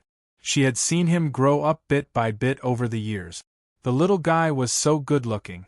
When he grew up in the future, he would definitely be a handsome man. She couldn't help but chuckle when she thought of the many women who adored this little guy in the future. "Mother!" Hao opened his eyes in a daze. He rubbed his eyes and looked at his mother, who was sitting by the bed and smiling. "You're awake? Are you hungry?" she asked with a smile. She took him out of the quilt and helped him put on the clothes at the head of the bed. "Yes, yes." Hao nodded and looked at her with sleepy eyes, letting his mother help him put on his clothes. "Go and wash up. I'll wait for you outside." Fengjiu rubbed his head, carried him out of bed, and motioned for him to wash up by himself. Hao answered and walked out. Fengjiu went outside to wait while instructing the maidservants who were guarding outside to prepare breakfast. Not long after, Hao came out and held Fengjiu's hand. "Let's go. We'll eat in the main courtyard. Your father and uncle are there," Fengjiu said and led him to the main courtyard. In the main courtyard, the maidservants had already served porridge. They usually ate simple and light breakfast. Xianyuan Mose and Guan Shilin sat and chatted while waiting for Fengjiu and the others to come. "You can go back with Aju and the others first. I still have to prepare some betrothal gifts, so I might be back later." "I'll have to trouble you with the wedding," Xianyuan Mose said to Guan Shilin. Hearing this, Guan Shilin laughed heartily. "You don't have to worry. I'll arrange your marriage personally. When we get back, I'll ask my adoptive father and the others to choose an auspicious date for you." "Thank you." The corners of Xianyuan Mose's lips curled up. He was in a good mood. "Morning." Mo Chen's voice drifted over. The two people in the courtyard looked towards him and saw that he was still dressed in white, exuding the aura of an immortal. Guan Shilin stood up and said with a smile, "Have a seat. I just arrived too. Let's have breakfast together." "Aju hasn't woken up yet?" Mo Chen asked as he looked at Xianyuan Mose. "She's up. She went to Hao Er's place. She should be here soon," Xianyuan Mo said and motioned for him to sit down. The maidservant once again set a set of chopsticks and bowls. Guan Shilin also sat down and said with a smile, "We were just talking about their marriage. Those who have been married know that marriage is a major event in life. There are many things that need to be done. Marriage is a major event. Naturally, there are many things that need to be prepared. However, with your help, I think it will be easier for them," Emochin said with a smile. He looked at Xianyuan Mose and said, "It hasn't been easy for you to come this far. Now that you're married, you should cherish each other more. Especially you should treat a Jew better."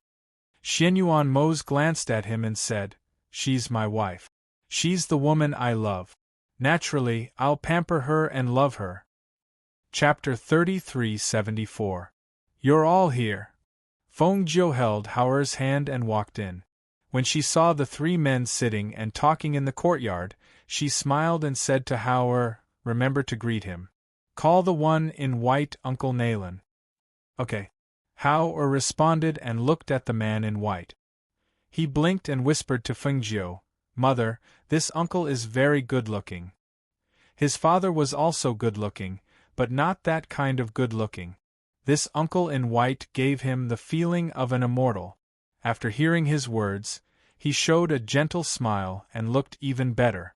Although Haoer's voice was lowered, who present couldn't not hear his words. For a moment, Guan Shilin laughed loudly. Emochen's smile also deepened. Xianyuan Mose glanced at Emochin as if he couldn't see what was good about him. Fengjiu chuckled and scratched Haoer's nose. "Haoer will be very good-looking when he grows up. Father, Uncle Nalen." Haoer stepped forward, bowed to them respectfully, and greeted them one by one. Emochin took out a jade pendant from the space and handed it to him, saying, "This is a meeting gift for you."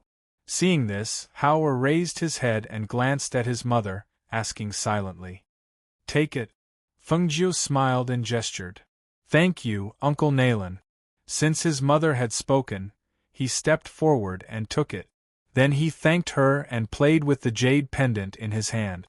"Come, Mother will help you tie it around your waist." Fengjiu took the jade pendant from his hand and tied it around his waist. Looking at the jade pendant hanging down with only a tassel missing, she smiled and said, "Later, let Qin Xian tie a tassel for you. You'll look even better." "Okay." Haoer responded and sat next to her. "Eat first. The porridge is getting cold." Xianyuan Mose scooped a bowl of porridge for Fengjiu and Haoer and gave them some snacks to eat. When they were almost done eating, outside the mansion, a spirit beast carriage stopped in front of the door. A man and a woman got out of the carriage, and a man in black came forward and knocked on the door. Elder May was guarding the door. When he heard someone knocking on the door, he opened it. Just as he was about to ask who it was, he saw the two people standing in front of the spirit beast carriage. His expression changed, and he hurried over. "Master, madam, why are you here?" Elder May asked while looking around, saying, Come in." The black tortoise monarch supported his wife as they walked inside. The 8 black-clothed men behind them also walked in. In the mansion, Ling Hua and Du Fan were talking when they saw Elder May greet a group of people. The man in the lead looked extraordinary. After he came in, his sharp eyes looked around. Seeing this, the two of them looked at each other and walked forward. Du Fan smiled and asked, "Elder May, these two are?" His gaze fell on the man and woman. "These two are the little master's biological parent," Elder May said. He looked at Ling Hua and said, "Ling Hua, Miss and the others should be in the main courtyard. You go and report." Ling Hua replied before withdrawing his gaze, and then he turned around and left. Chapter 33-75. The Black Tortoise Monarch nodded and led his wife inside. He secretly observed the layout of the mansion, as well as the people in the open and in the dark. With his cultivation base, it was easy for him to know that other than the people in the open, there were also quite a number of people hiding in the dark. Looking at the two men just now, they had an extraordinary bearing. If it wasn't for old May's simple introduction, he wouldn't have been able to tell that they were just servants of the mansion. In the hall, the servants served tea and retreated. Du Fan greeted them in the hall. In the main courtyard behind, Feng Nine and the others, who had already asked the servants to remove the food on the table, were chatting when they saw Ling Hua come in. "Master," Ling Hua called. Feng Jiu glanced at him. "The Black Tortoise Monarch and his wife are here. They are in the front hall," Ling Hua said and glanced at Hao. Hearing this, Feng Jiu instinctively looked at Hao. For a moment, he was silent. No one knew what he was thinking. Xianyuan Mo stood up and said, "Let's go take a look. Let Hao meet them." "Okay," Feng Jiu responded. He held Hao-er's hand and said to Guan Shilin and Emochen, "Have some tea first. Let's go meet the guests." "Go ahead." The two nodded. Seeing Xianyuan Mo's and Feng Jiu take Hao out of the courtyard, Emochen looked at Guan Shilin and asked, "Why is the Black Tortoise Monarch here? When did they meet?" Guan Shilin smiled and said, "They have never met before. However, it is said that the Black Tortoise Monarch is Hao-er's biological father. I think they are here to take Hao-er back." As he spoke, he shook his head and sighed softly. "But Hao-er grew up by Little Nine's side and has never met his biological parents. Now that he's going back with them, I reckon he won't be willing to part with Little Nine and Mo's." Hearing Guan Shilin's words, Emochen was a little surprised. He did not expect the child's biological father to be the Black Tortoise Monarch. But Feng Jiu, was she willing to let them take back the child she had raised for 5 or 6 years? "Emochen, I have known you for many years, but I have never seen you with any woman. Have you not met anyone you like all these years?" Guan Shilin asked with a smile. Looking at the seemingly otherworldly immortal in front of him, he was a little curious. In all these years, he had never seen him treat any woman differently, except for his sister, Feng Jiu. However, Emochen and Xiaojiu had known each other for many years. In the past, it did not feel like he had any romantic feelings for her, so he should not have any improper thoughts about Xiaojiu. After all, he had watched Mo's and Xiaojiu go through all the trials and hardships together. A person like him would naturally not get involved in other people's relationships, nor would he fall in love with the other party after knowing that she already had someone else in her heart. However, he had an inexplicable strange feeling that he was treating Xiaojiu differently from before. Hearing Guan Shilin's question, Emochen smiled gently. "I am a person who has cut off all 7 emotions and 6 desires. These things do not belong to me." "Cut off all 7 emotions and 6 desires?" Guan Shilin was stunned. What is going on? Chapter 3376. Guan Shilin stared at him in a daze. Emochen was clearly smiling, but there was a sense of loneliness in that smile. He was clearly sitting in front of him, but he gave off an ethereal and distant feeling.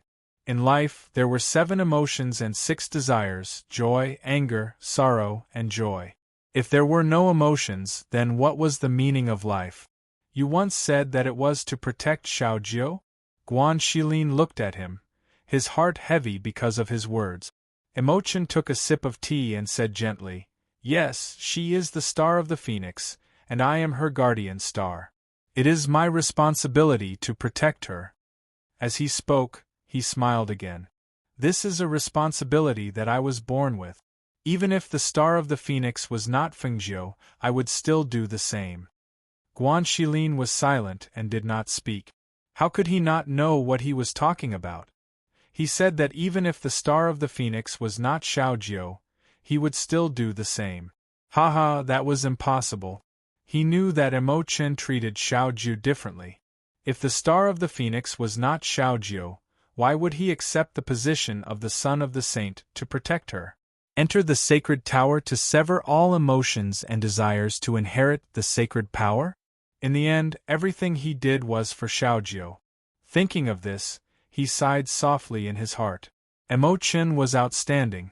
She was outstanding in every aspect. Moreover, she wholeheartedly cared for Little Nine, wholeheartedly protecting her without asking for anything in return. If not for the fact that Xiao Jiu and Mose were already in love, it would be hard to say who Xiao Jiu's heart would belong to. At the same time, Xianyuan Mose and Fengjiu, who were leading Hao Er forward, each held one of Hao Er's hands. The little guy did not know that the guests in front of him were his biological parents, so his steps were light, and his face was overflowing with smiles.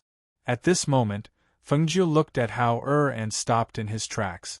He said softly, "Hao Er, do you know who your mother is bringing you to see?" "Guest," Hao Er said, looking up at her. Fengjiu smiled and reached out to caress his tender little face.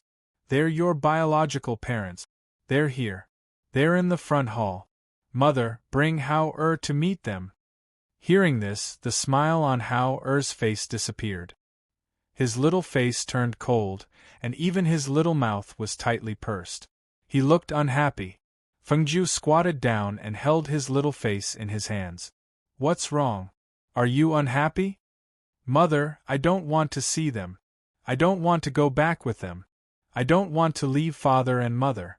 It's enough for Hao Er to have you too. I don't want anyone else to be Hao Er's father and mother." He pouted, his eyes reddened, and his face was full of grievance. When Xianyuan Mose heard this, he could not help but sigh in his heart. This child had been raised by his side for 5 to 6 years, and he was indeed very considerate. However, even if they wanted to keep him, his biological parents would not be willing to let him stay by their side. "Hao Er, be good. Let's go meet them first. Mother won't let them take you away just like that." Fengjiu comforted him and kissed him on the cheek. Only then did she hold his hand and look at Xianyuan Mose. "Let's go. Let's meet them first," Xianyuan Mose said. He also held his hand and led them to the front hall. Chapter 3377. A man and a woman with an extraordinary bearing walked in. The man was wearing a black robe, looking calm and luxurious. The woman was wearing a red robe, looking wanton and flamboyant. Between the two of them, there was a small figure wearing a small white robe. The fitting clothes set off the small figure's exquisiteness and unparalleled exquisiteness. The little person's exquisite face and familiar eyes made her eyes redden. Tears welled up in her eyes, blurring her vision. This was her son, this was her son. She was so emotional that her body trembled slightly. However, when she saw her son's cold and distant gaze, her heart clenched tightly in pain. "Wife." Monarch Xuanwu stood up and walked to her side. He held her hand and patted it gently to comfort her. He also looked forward and calmly sized up the black-robed Xianyuan Mose and red-robed Fengjiu. These two were indeed like dragons and phoenixes. Their auras and appearances were peerless. Even if he stood in front of them, his aura would not be as dazzling as the two in front of him. This kind of kingly aura was extraordinary. It was no wonder that they were recognized as the Emperor's Star and the Phoenix Star. "I've long heard of your names. Today, I finally get to meet you. Nice to meet you, nice to meet you." Monarch Xuanwu brought his wife forward and bowed to the two of them. As a monarch, bowing to the two of them could be said to be extremely important and respectful. This was not only because of their strength, but also because they had saved his son and raised him. Therefore, the respect he had for them was full.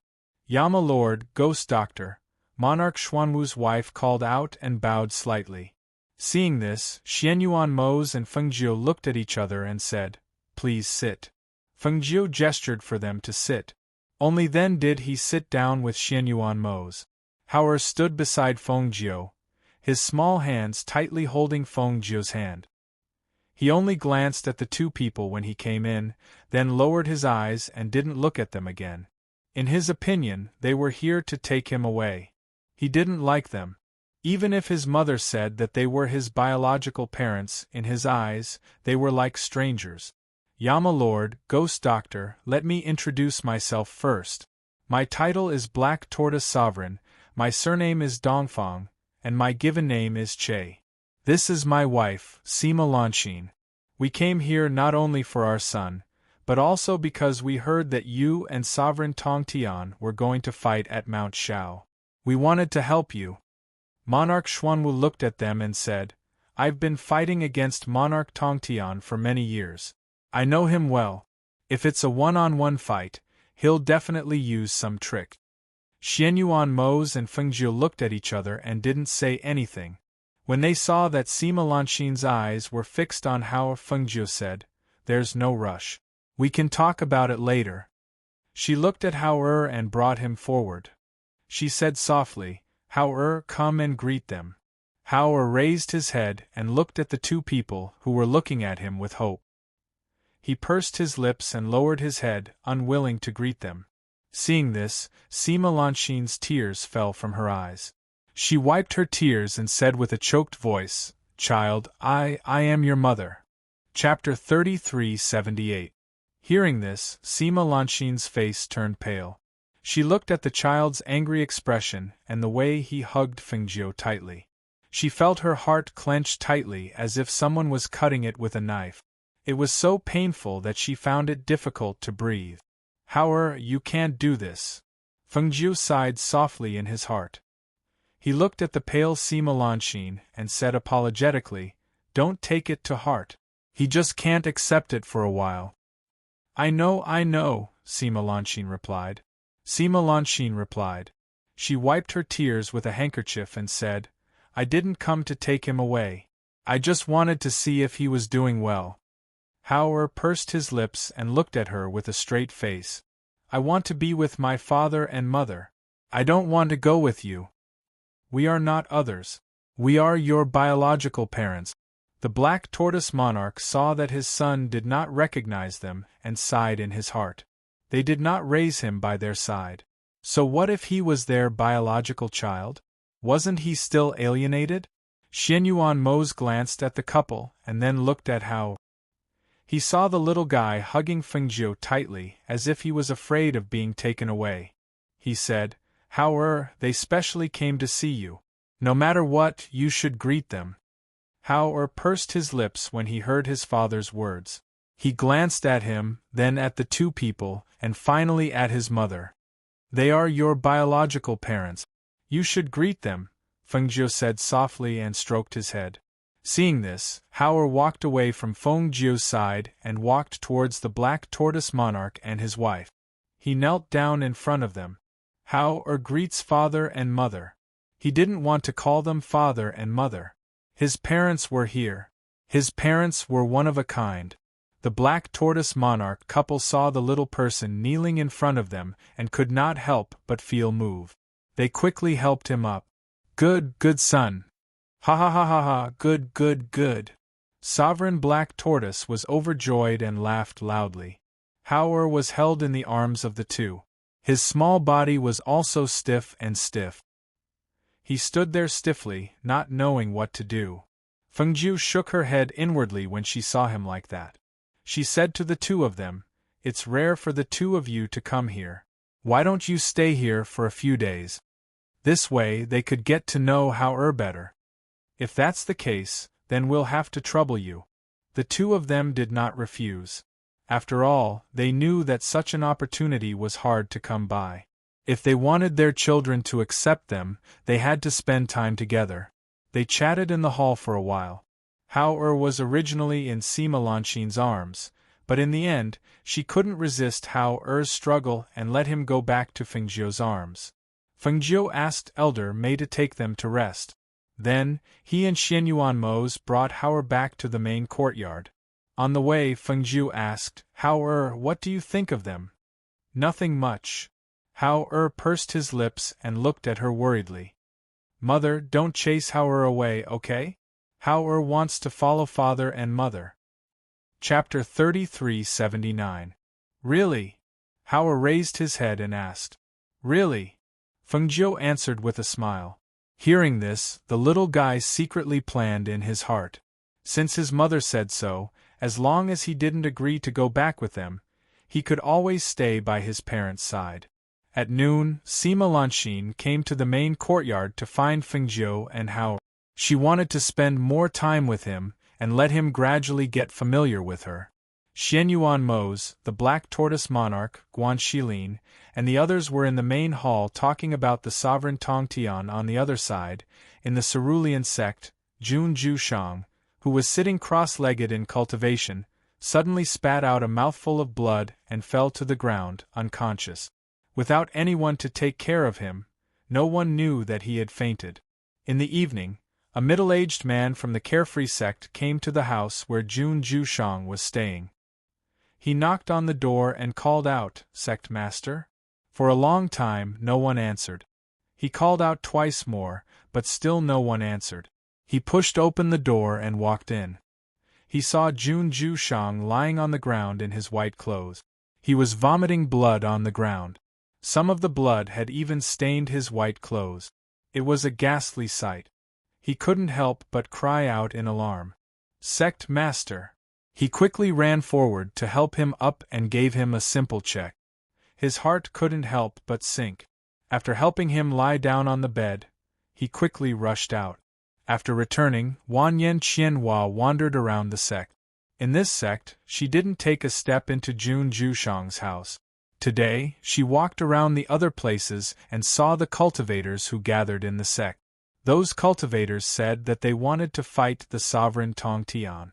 However, since the sovereign Tongtian and Xianyuan Mose agreed to fight on the peak, these cultivators didn't leave. Instead, they said that they would find a time to leave together and go to the foot of the peak. As for those people, she didn't pay much attention to them. After seeing them, she forgot about them. Seeing that it was getting late, she jumped down from the tree and walked towards the main peak. However, after walking for some distance, she heard some disciples in the sect discussing. Hearing those voices, she could not help but stop in her tracks. Just now, the elder of the Xiaoyao sect hurriedly went to the Medicine Mountain to find some alchemists. He said that their patriarch vomited blood and fainted. Was this for real? Jun Jushang, the leader of the carefree sect? He is an expert whose strength is comparable to our sect master. Why would he suddenly vomit blood and faint? I don't know. The pharmacists of Medicine Peak were all invited over, but they all walked out shaking their heads. They seemed to be saying that it was quite serious. I just saw the sect master and a few supremacies go over to take a look. What should he do? The patriarch of the Xiaoyao sect vomited blood and fainted in our sect. If anything happens to him, it will be our responsibility. Listening to the disciples' discussion, Wanyan Qianhua was stunned and couldn't take a step forward. The voices from earlier echoed in her mind. Jun Jushang vomited blood and fainted? And it seems very serious? How could this be? Chapter 3380. Her mind was blank as she walked forward. When she came back to her senses, she had already arrived at the courtyard where Jun Jushang lived. She looked at the pharmacists who were shaking their heads as they walked out. She pulled one of them and asked, "How is he? Is it serious?" Seeing that it was Wanyan Qianhua, the pharmacist who was being pulled said, "The situation is not very good. He has lost consciousness. Can't you cure him? Is he injured? Or is he possessed by his inner demons?" asked Wanyan Qianhua. She was clenching her fist. "He's possessed by his inner demons. We don't know." The old pharmacist shook his head and walked away. He murmured, "I wouldn't have thought that someone like the patriarch of the Xiaoyao sect would be trapped by his inner demons one day. Nobody can avoid such a thing." Wanyan Qianhua stood there in a daze. Inner demons? She couldn't help but remember what Fengjiu had told her. He had said that he was possessed by his inner demons and that no medicine was effective. She walked in with heavy steps. When she came to the room, she saw the sect leader talking to a few supremacies. She walked forward and looked at them. "Miss Wanyan, you're here." The middle-aged man who was guarding the bed saw her and hastily greeted her. He knew that the heart demon of the sect leader was none other than Miss Wanyan. Now that the heart demon had formed, blindly suppressing it would only make it stronger.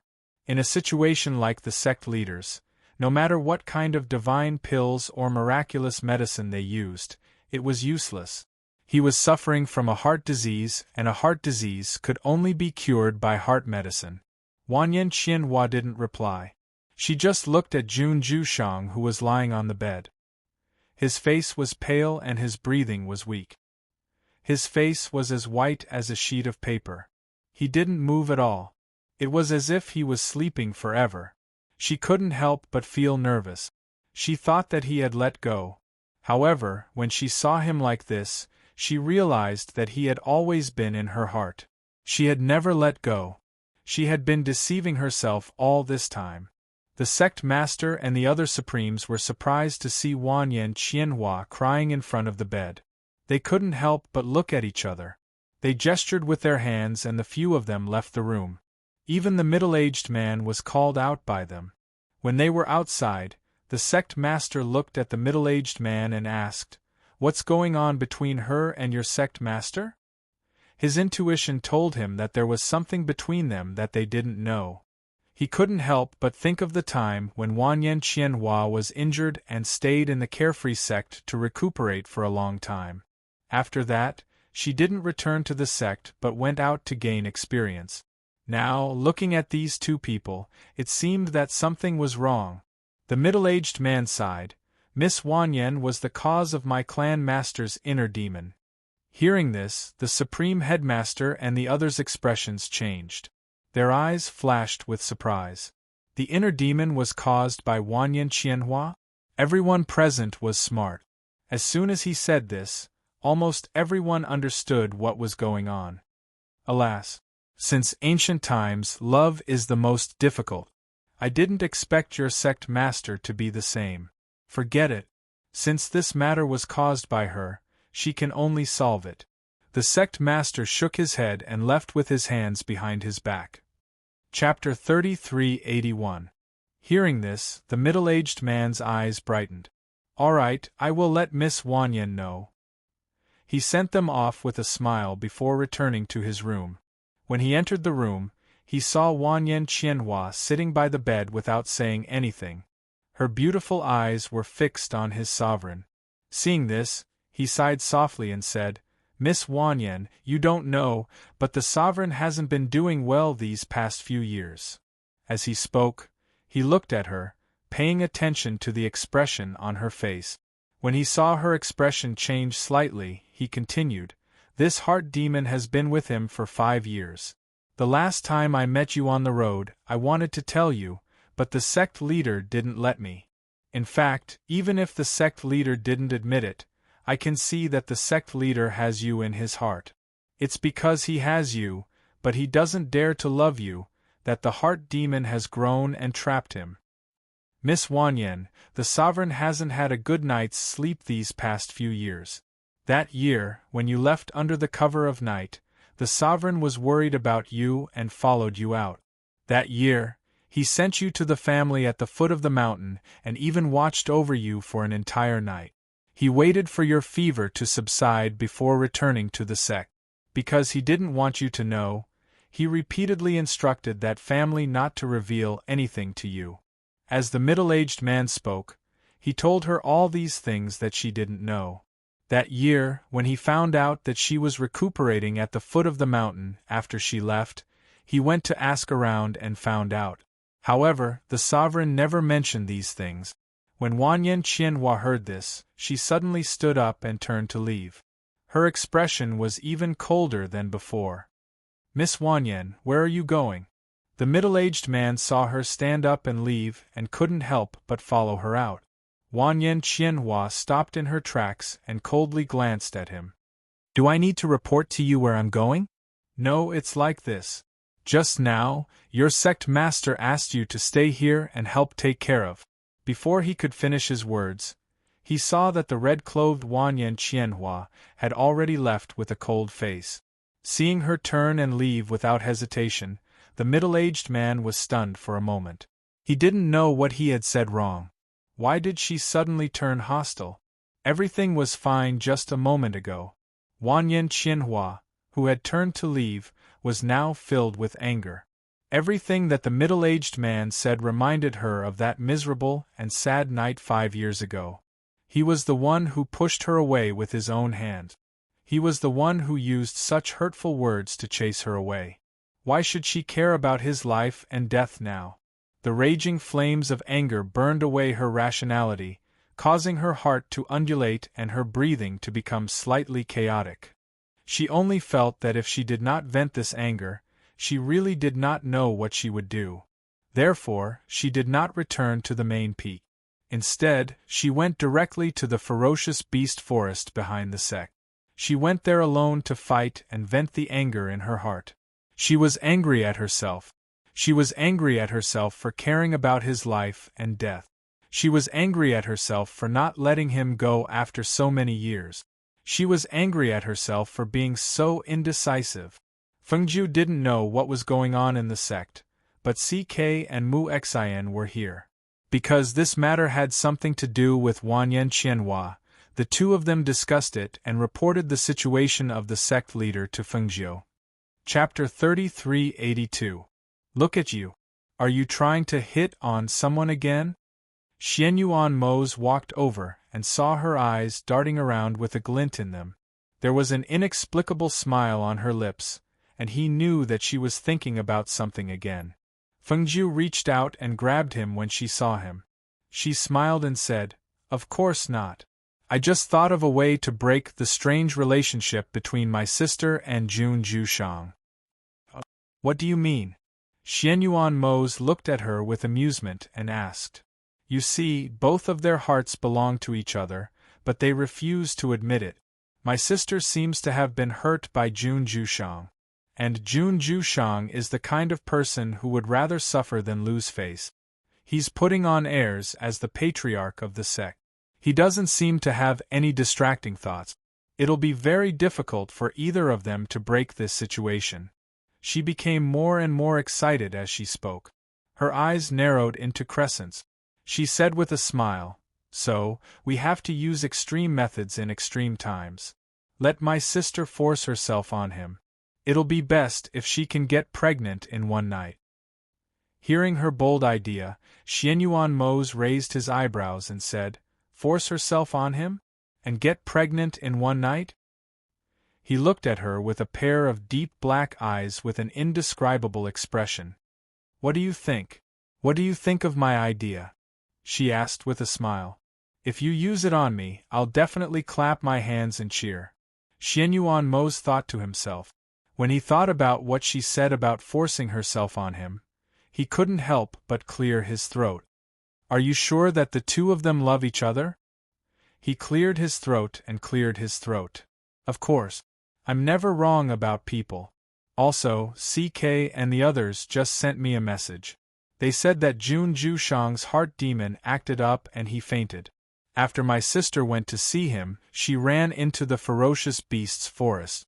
Fengju said and sighed, "Say, my sister is beautiful, strong, and has a good family background. She has a lot of young men who admire her, but she fell in love with Jun Jushang. Don't you think this is fate? Was it tribulation?